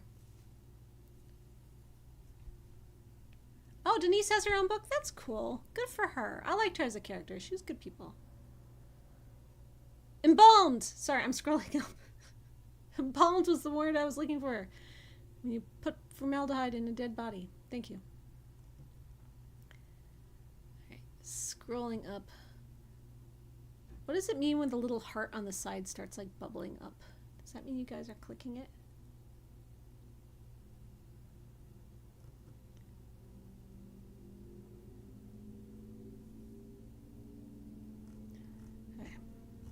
So, in our Discord server, the club, the people reading this book along with me, didn't really have much to say about it. You know, some books get a lot more conversation than others, and this was not a very conversed book. Maybe because it was a sequel. Sequels definitely get much less readership than other books that we read, so I'm not surprised about that. But, you know, if you had thoughts or feelings you want to share about this book, now's your chance. I will talk with you about that. If not, we will move on to what is next. Oh, people are tapping it to send me hearts. Thank you for the hearts. I love you too. How do I tell the book plots when you're retelling? Do I read off a script? It's just from memory, which is why I'm always like, oh, I forgot this thing. No, the reason why I can tell the plots so well is because I just read it today. I always put off reading the book club book to the last, usually like 3 days before. I started this like 3 days ago. Are you sending me like rainbow hearts now? Oh, you're sending me all these things. They're so cute. And because I never planned for book club to meet, just be recapping the entire book to you, but that's how it turned out to be, and people like recaps, so I put off reading the book to right before it, which has also been why book club's been late a few times, because I have been putting it off and then I don't finish in time, and I'm like, oh, this I could read this book in 2 days, and I'm like, well, nope, I can't. So sorry, book club was supposed to be Monday, now it's not till Wednesday. Sorry. Yeah, I was on a vacation, by which I mean I was visiting family. And I thought I'd have time to read this while I was there, and I did not. So I had to wait till I got back from that, which was this week. So I started reading it on Monday, and I finished it today. And I told you about it as fast as I could. One interesting thing is in the cover there's a picture of, I'm assuming it's supposed to be Cat and Bones, but he is neither bleach blonde nor natural blonde. So I guess whoever did this cover didn't care about hair color. But you know, hair color isn't that important. A lot of people get hung up on hair color when it comes to fictional characters, but that is such like a white people thing, and also like a anime thing, I guess. Like most people in the world have dark hair, and like blonde and red and all those things aren't like, they don't really matter. It's about the personality. Like, does this guy have like Bones vibes? I don't think so. He doesn't come off as very spiky to me, so I don't get Bones vibes from him either. He's just like some dude. I guess she could be cattish. I don't know. It's not how I picture Cat either.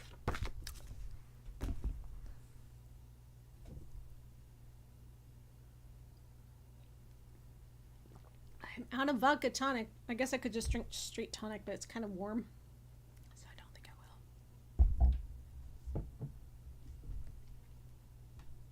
will. You're not a big fan of characters breaking up only to get back together? Well, that's the formula. The problem with books that are about, excuse me, about characters getting together is that when they get together, it's over. So if you want to extend that story, the story being about their relationship, not whatever outside story it is, they need to, you know, have bumps along the way, have ups and downs, have fights, have separations and reunions, and you know, it's very soap opera-y, right? But that's the drama, and that's what kind of story this is. And if you're not a fan of that, then don't read romance. Most romance books will start with the characters meeting, and with them getting together. So they don't often have sequels. Usually a sequel to a romance book will be minor characters in the first book, now it's their romance turn, and we follow them for a change. It's not usually that same first couple.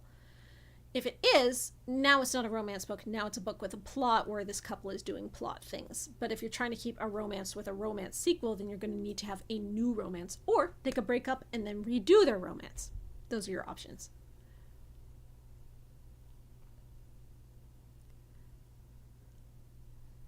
I'm glad you made it too, Ricardo Ramirez. Thank you for joining us.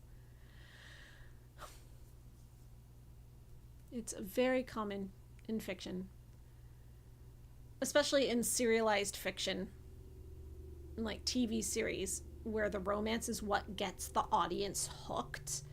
And if the writers know that, they're like, well, now their romance is like happy and cozy and comfortable, we're gonna lose the audience, let's break them up.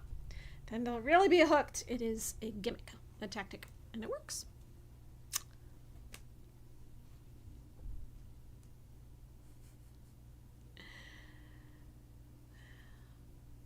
So I didn't want to read another sequel for this coming month. Because I was not at home, I couldn't pull books off my bookshelves and lay them out and take pictures of them and then make a vote for it like I usually do. So I thought I would just pick one. Then I forgot. I had trouble remembering things like that. So when I got home, I was like, oh crap, now I'm late. Because I usually try to let you know what the next book will be by the 13th, even if our stream doesn't happen until after the 13th. So that way you have time to like order it and find it and read it within the month. Then I forgot, and then I forgot again. So finally I was like, oh crap, I'm just going to pick a book, this book. And I picked a book that we had discussed before, that a lot of people seemed interested in before, that had, you know, hype, interest. Sorry, do I look really blue? I'm going to change my lighting. No, that's even bluer. Is that better? Do I look more normal now? There, okay.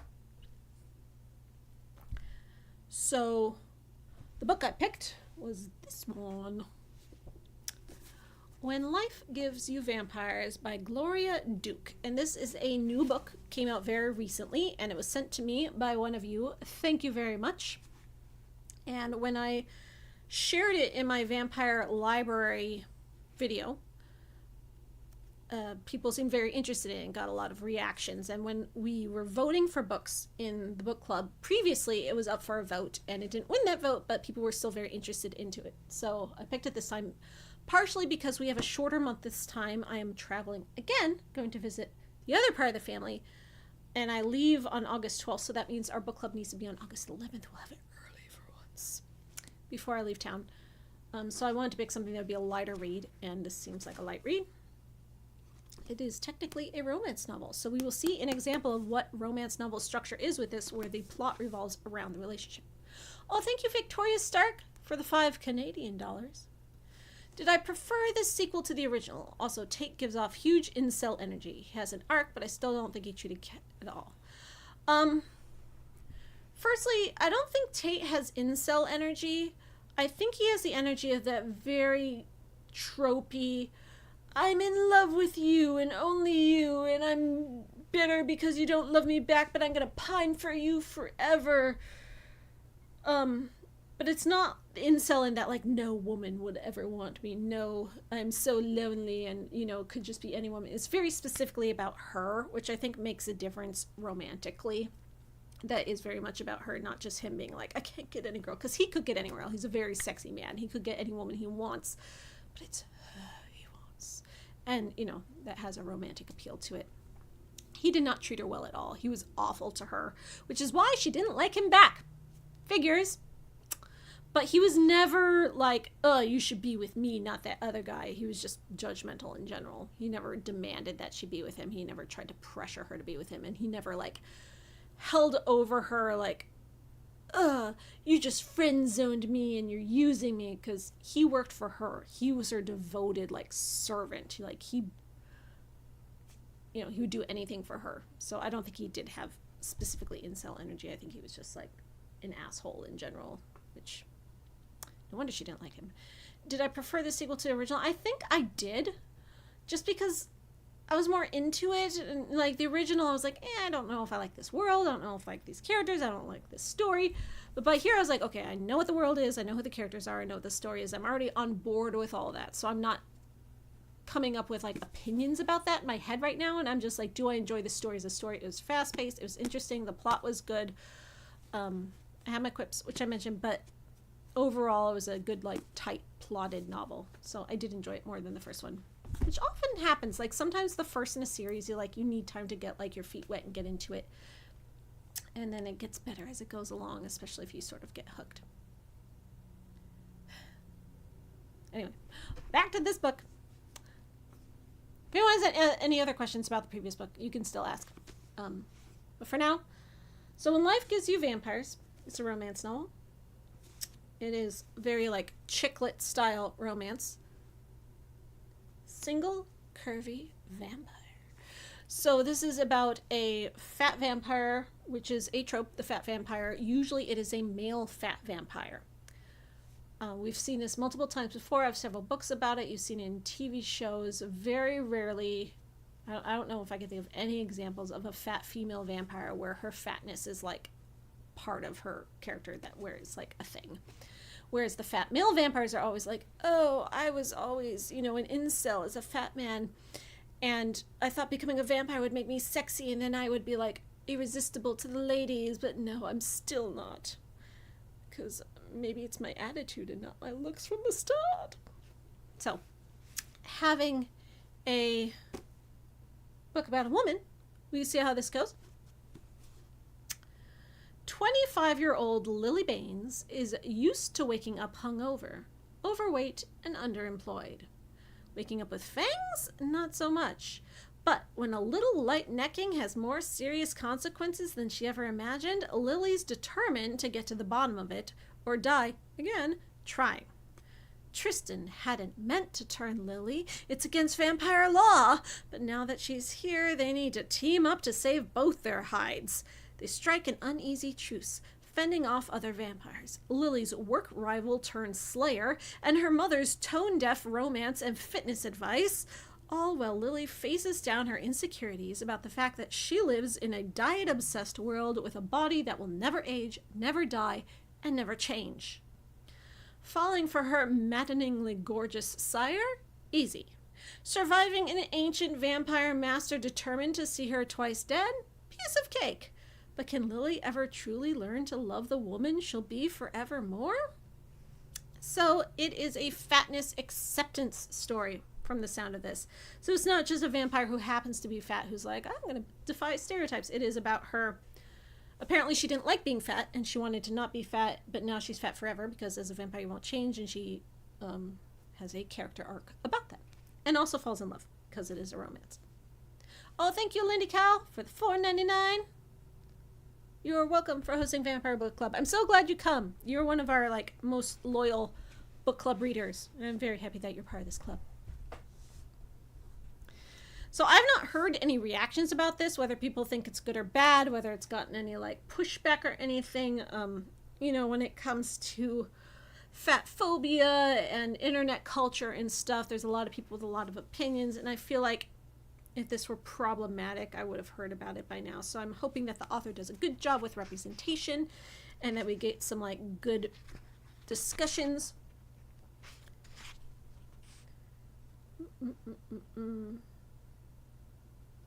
I was going to see if anything about the author said that if she was a fat person, if this was sort of like a manifesto for her, but it doesn't say anything about her. It just says Gloria Duke is pen name for Gloria Ketterer, a WGAA award-winning radio writer, TV sitcom writer, and brand advertising copywriter. And this is her first novel. Nice. But it is published by Source Books Casablanca, which is a romance imprint. Romance novel. And it looks like we have another redhead. Love redheads.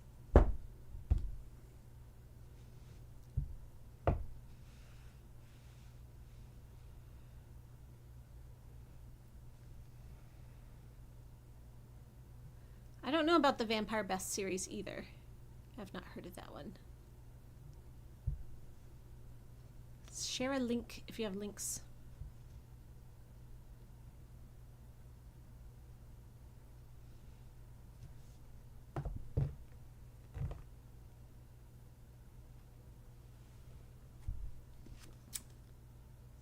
This is a 25-year-old protagonist. As a 40-year-old person now, reading about 25-year-olds, and I'm like, oh, you're babies. But I'm also a person who wrote a novel about a 25-year-old protagonist as well, so I get the appeal. Though I did write it when I was in my 20s, initially.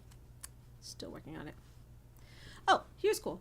This book explores negative body image and the path to body positivity. With references to unhealthy dieting, it may be triggering for some. To anyone who has ever thought the size or shape of their body made them somehow less, you are so much more. That is a wonderful sentiment. Beautiful. Yeah, I'm looking forward to it. The books I have about fat male vampires. Sorry, my hair keeps like tickling my nose. Aren't that great? The fatness is played as a joke. They're kind of uncomfortable to read. I haven't read all of them. The ones I have read felt that way, and the ones that I've read the summaries of hinted that they would be that way as well, which made me not want to read them in any hurry. So I'm hoping this is better.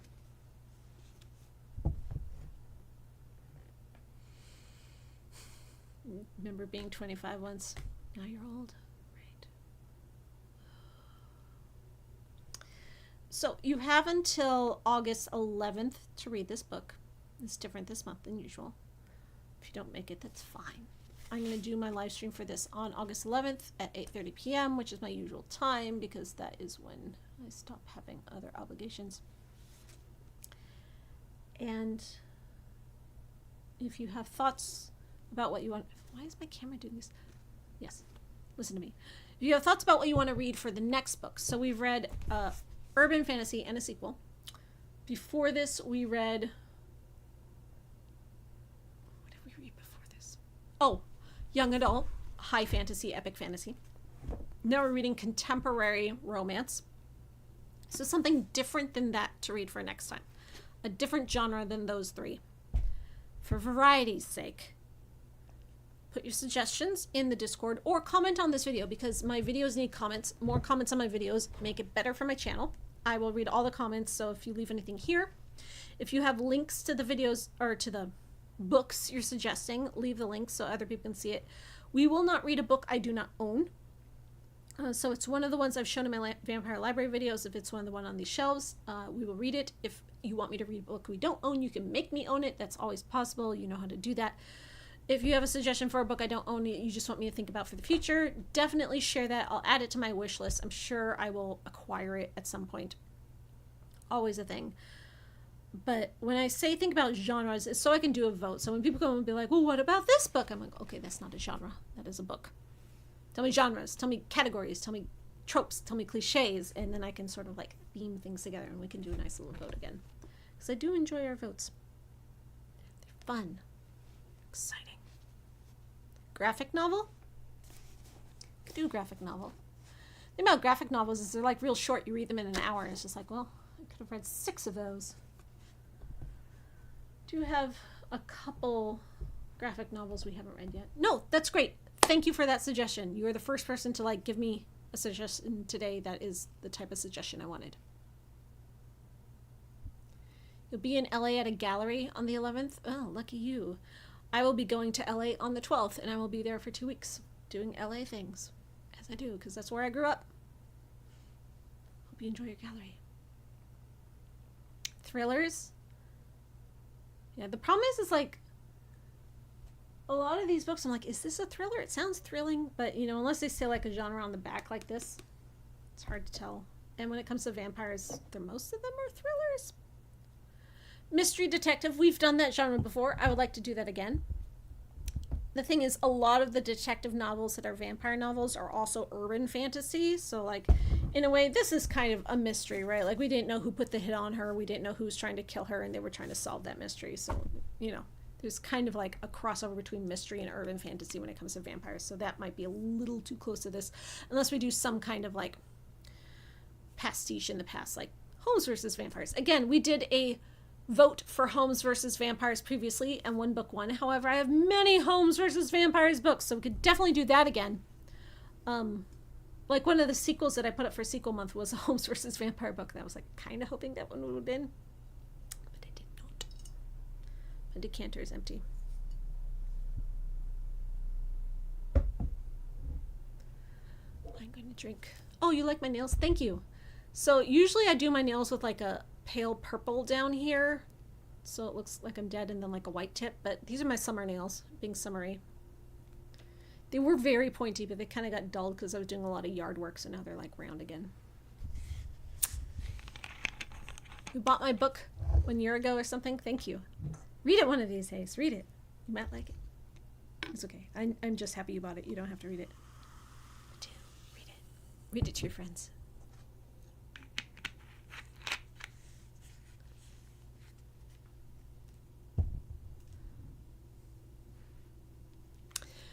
I appreciate that you're giving me genres here in this chat right now, but I really want you to put them in the Discord server so I can remember them later, or in the comments on this video so I can remember them later, and also YouTube will be happy.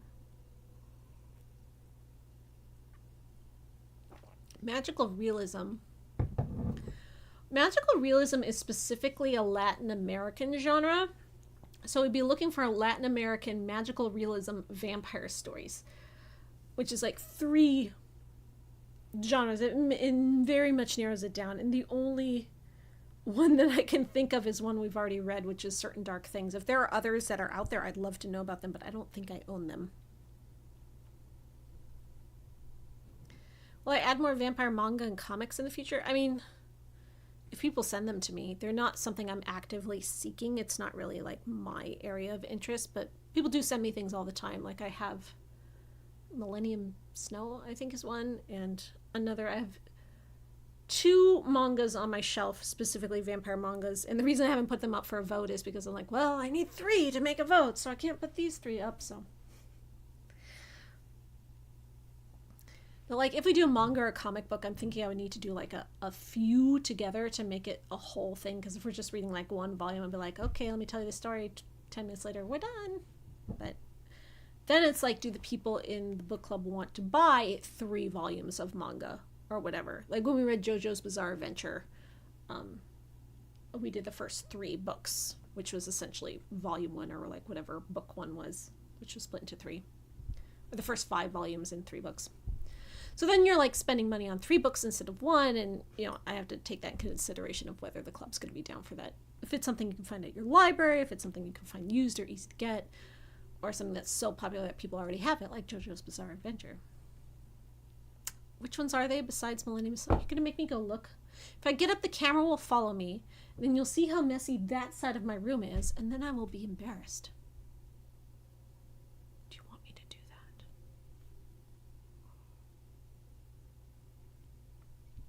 They are right over there. I could go get them.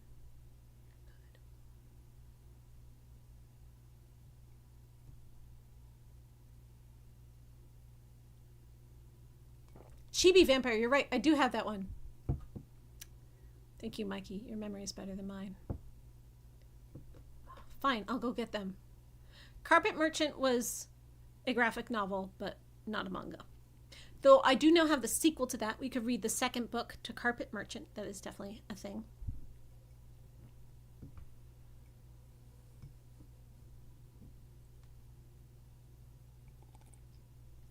So Nilo1, you just don't like vampires at all, do you? You're just being very negative tonight. Alright, I'm gonna go look at my manga. Don't touch my room. Stay, camera.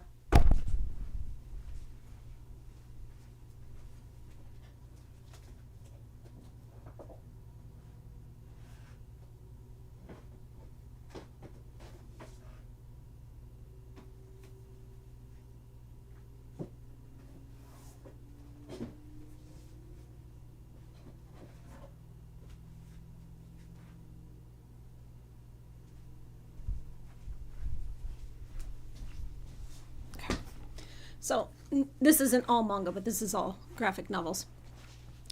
So these are other things that we can consider reading. Fangs, which I've wanted to read, I've had for a while. Everyone knows about Fangs. It is great, but it's also very short. I'm like, we read this, like maybe if we read something like this, we can read like 3 different things and we'll talk about all 3 at once, right? This is a Dracula graphic novel version. Which, you know, we've all read Dracula, but maybe this novel has something new to provide. What does the rest of my shirt say? Count Von Count. And on the back it says... I'm going to turn around backwards for you.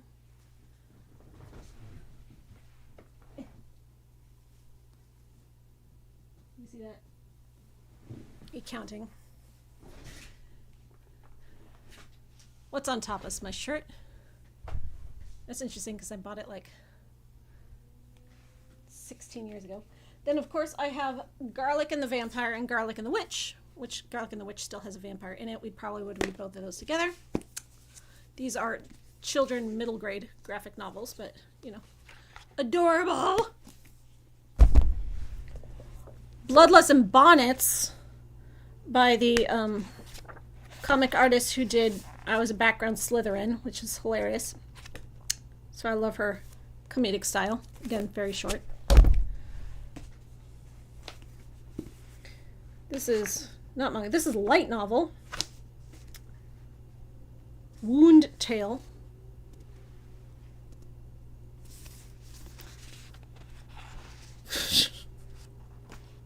I just flipped to a random page. Look how it starts. Yippee!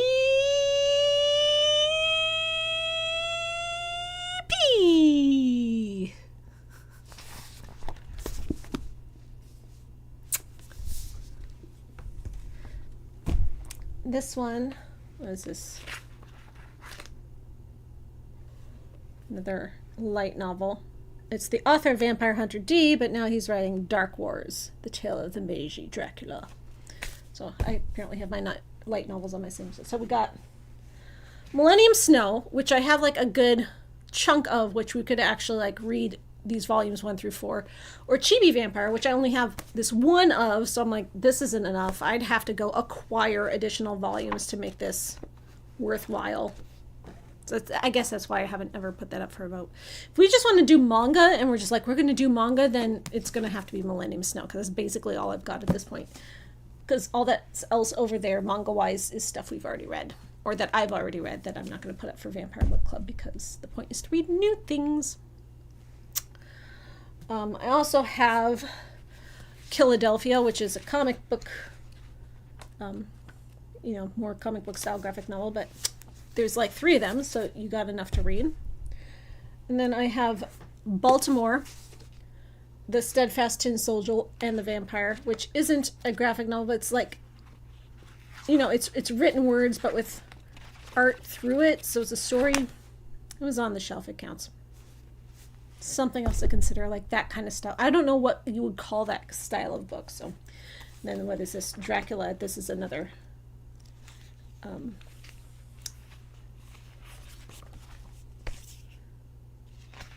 like retelling of Dracula graphic novel. This one's too short to read. Maybe we could read like multiple Dracula graphic novel retellings and like compare and contrast them, because I know I have these 2 and I have at least 3 more. You're just going to have to all go out and find them. And then this, which I have already read, so we're not going to read for book club, but you should all read it. It's just Patrick the Vampire. This is volume 1. I don't think book 2 ever came out, but you can read it online. Like it was a webcomic, so you can read book 1 and book 2 online. Good stuff. Great vampires. Yeah. Food for thought. Thank you. Thank you for sharing that. Keep it up in the comments, in the Discord server. If you are not in the Vampire Discord server, even the Eventide Discord server where the Vampire Book Club is hosted, please join. The link is in the description of this video. You join the Discord server, you go to the bot channel, you read the rules, you click the buttons, you follow the rules, and then there's a special button to join the book club. Otherwise, it is private and you can't see it. You don't have to join the book club, you can just join the server. Talk about vampires and spooky gothic stuff with us. It is a themed server. Please stay on topic. Do not come there to talk about other fandoms and non-vampire gothic related things. We have very specific interests. Like my dancing skeleton bookmark. I was at a little independent bookstore while I was on my vacation in the town where I was staying, and I found this there. It's called Moonlight Boogie. It's by Artgame, artgame.com. Look at them dance. Since everyone asks, you haven't asked this time, but people always ask about my makeup. And I've been like making a point to try something different every time. This time I'm wearing eyeshadow from my Cthulhu Desserts palette. I wanted to wear something purple because the Count Von Count is a purple vampire, so I don't know, it made sense in my head to wear purple eyeshadow with a Count Von Count shirt, purple lipstick. So, of the Cthulhu Desserts palette, I'm wearing this color here, which is called Frosting, and this color here, which is called Edible Horror. Frosting and Edible Horror. Enjoy. They're very sparkly. This palette has like so many colors. I have the Cthulhu Desserts and the Cthulhu Cocktails palette. These are both from vampirecosmetics.com. Vampire with a Y. They have great makeup if you like spooky themed makeup. They don't pay me. I just like promoting things.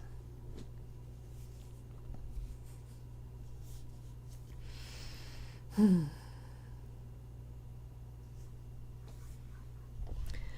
of like it when we have a smaller group like this, a more intimate stream. It's just like you and me, like just us. Instead of like a bigger crowd. You're quiet, so I don't have as much to respond to, but I feel like we vibe. And of course, now the time has come for me to talk to you about Anne Rice Vampire Chronicles. The news is, okay, so San Diego Comic-Con is coming on this weekend, right? And the new Vampire Chronicles TV show was going to have a presence there, obviously. And they're going to have a big panel, and they are like halfway through filming season 2 right now. And at this point last year, they had already wrapped on season 1. So they had a trailer to show. They had a lot of stuff to show. At this point, they're only halfway through season 2. And then, of course, the writer's strike happened, and that didn't really impact them because their scripts were all written. The main producers couldn't be on set because they were writers, but, you know, they got their people to be on set. But then the actor's strike happened. And even though most of the actors are not American, and it's being filmed in Europe, and it's mostly Europeans there, because 6 of the important actors are American out of dozens, they did have to shut down production. So production has been completely shut down on the AMC Interview with the Vampire TV series season 2. And no one knows how that's going to impact it. Depends how the strike goes, depends how much longer it lasts. So San Diego Comic-Con, they were going to have a panel with the actors and the producers on the panel talking about the show, but they canceled that panel. Most of the Comic-Con actor panels got canceled. But they do still have a very large presence there because they put up these huge posters and building wraps. And if you just like Google it, like San Diego Comic-Con building wraps interview with the vampire, you can see them. They're huge. They're like 7 stories tall of the vampires' faces with the logos. And if you go into the Hard Rock Cafe, all the elevators have been completely covered with wraps of Interview with the Vampire. And they've also set up this interactive outdoor walkthrough experience where they sort of built a little town that sort of looks like the New Orleans of the TV show, and you stand in line for like 5 hours. You have to get tickets, and then you have to stand in line, and the tickets are already sold out.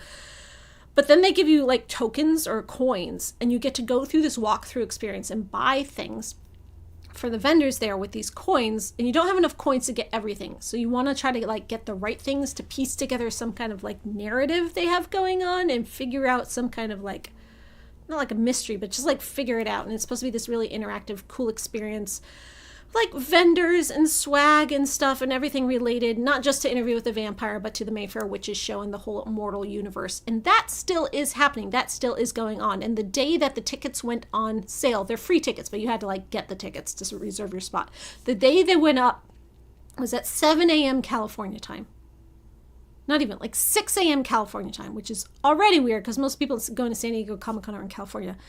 By 7 a.m., they were all sold out. Just gone. And I didn't realize this TV show had that many people that wanted to go to a random walkthrough interactive experience that thousands of tickets would sell out in less than an hour. I mean, free, so sell out, but still that early in the morning. Where is this? San Diego Comic-Con. San Diego. It's happening next week. You know, most of the panels at San Diego Comic-Con got canceled, so anyone who had like spent so much money booking flights, booking a hotel, getting the pass, going to the con, is now going to go to this con and be like, everything I came here for is canceled. And also, SAG-AFTRA is asking fans not to cosplay. So if you were going to the con specifically to cosplay, if you want to support the strike, which of course you do, they're asking you not to cosplay. You know, they can't do anything to you if you do, but it'll probably look pretty tacky if you do.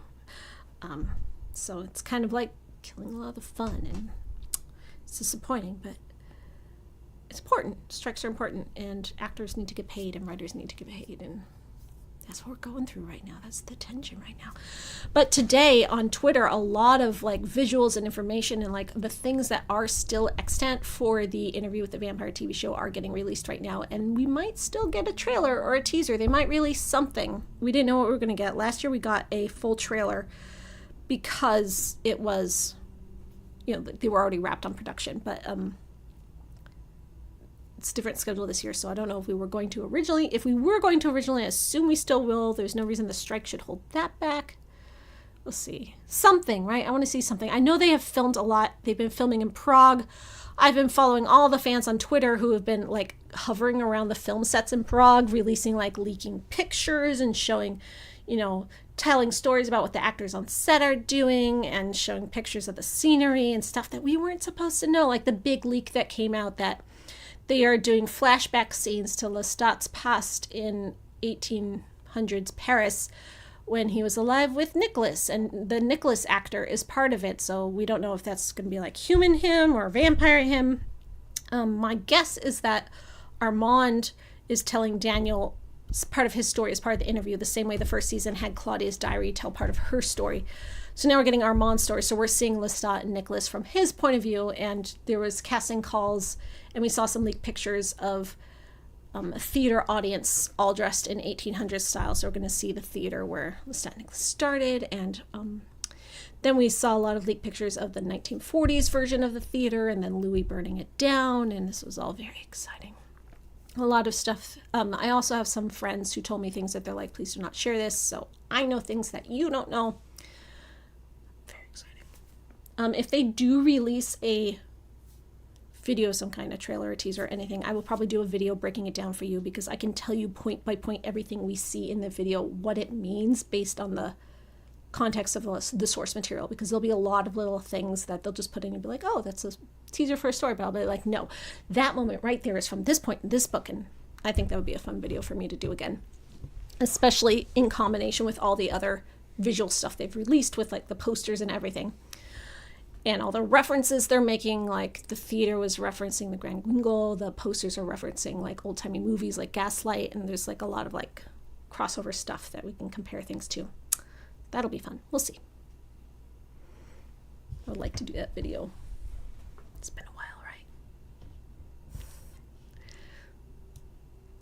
It's not as exciting as last year when we were all like, shook, they've completely changed the story. We have a different time period, different plot points, different character motivations, but it'll still be exciting. I'm very well versed on these books. Like I was talking to a friend who's a super fan of the books today, and they were asking me about something that happened to it, and I'm like, of course, that thing happened, and I like quoted the thing to them. It's one of my favorite scenes. They're like, oh yeah, I forgot that. And I was like, how could you forget that? It's one of my favorite scenes. But there's a lot of things about these books that are, 18 books long that you will forget little things. So being reminded of them, I think it's fun. Featurette of the empty theater as vampires. I would settle for that too. I'd take anything they want to give me. I did not love this show. I'm not a huge fan of it, but I am invested in it, and I want to see it, and I want to analyze it, and I want to break it apart. I have a lot of complaints about the choices they made, not with the changes to like the story and the canon or anything, but like character choices and like motivations choices and things like that. Some lore choices. I got a great memory for some things. I hyperfixate. Other things, not so much. Do you think they will rein in the domestic violence because of the fan backlash? No, I think they love the fan backlash. I think they thought that was the best advertising they ever got, and I don't think they care about catering to us at all. I don't know if that will have them add more domestic violence or anything. There's a lot of fans out there with theories. It's like, no, it's going to be revealed in season 2 that the domestic violence didn't actually happen. That it was, was a lie. And then we're going to see the truth this time and it never actually happened. I'm like, okay. First of all, I don't think that's going to happen because they seem very committed to know this is what the characters would do. Second of all, if that did, them making us watch that and then being like, nah, surprise, it didn't actually happen. You watched that for nothing would be really shitty of them. And I don't want to believe they're that shitty. I really don't. Like, hopefully they're better than that. And they're just going to be like, no, this happened. This is our story, and this is what we're dealing with.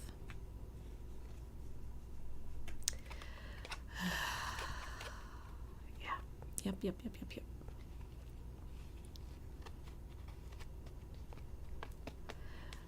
reread the first 5 books and follow with the rest. You should read the 3 new books. They are great. They are amazing. I love them. If you're a fan of Louis and Lestat, you'll love the final 3 books because it's the Lestat show again. I realize that not everybody who likes Vampire Chronicles is as into Lestat as I am. Some people like other characters.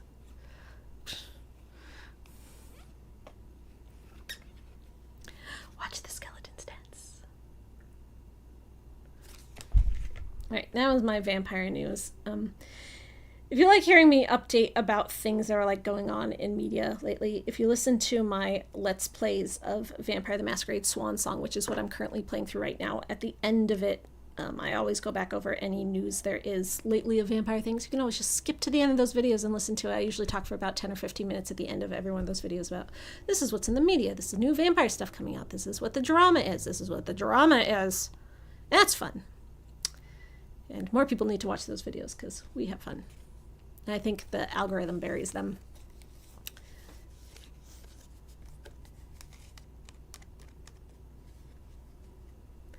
So, you are going to read When Life Gives You Vampires, which is now buried in this stack of books, so I can't show you.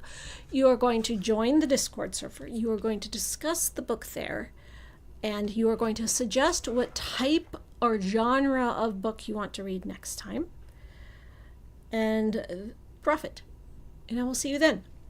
Thank you very much for joining me for Vampire Book Club. If you want to support the Vampire Book Club, you can do it by joining my Patreon. I don't charge for these live stream videos, but the Patreon does essentially support them because it supports everything. So thank you very much to my Patreon patrons. You are always top tier. You know you are. And if you can't do that for many reasons, please just leave comments on the video because that always helps. You know, even if you're just like saying whatever, it helps. Leaving comments does, especially if they're comments I can reply to. So ask me questions. I like answering questions. If they're like good questions, don't ask me dumb questions. And then if we have like a conversation in the comments, then the YouTube algorithm likes it too. These are the ways you can support the Vampire Book Club. Thank you everyone who gave me super chats. You are awesome. It's like my tip jar. Thank you so much. I do this for my love of vampires. My love of you. The dancing skeletons.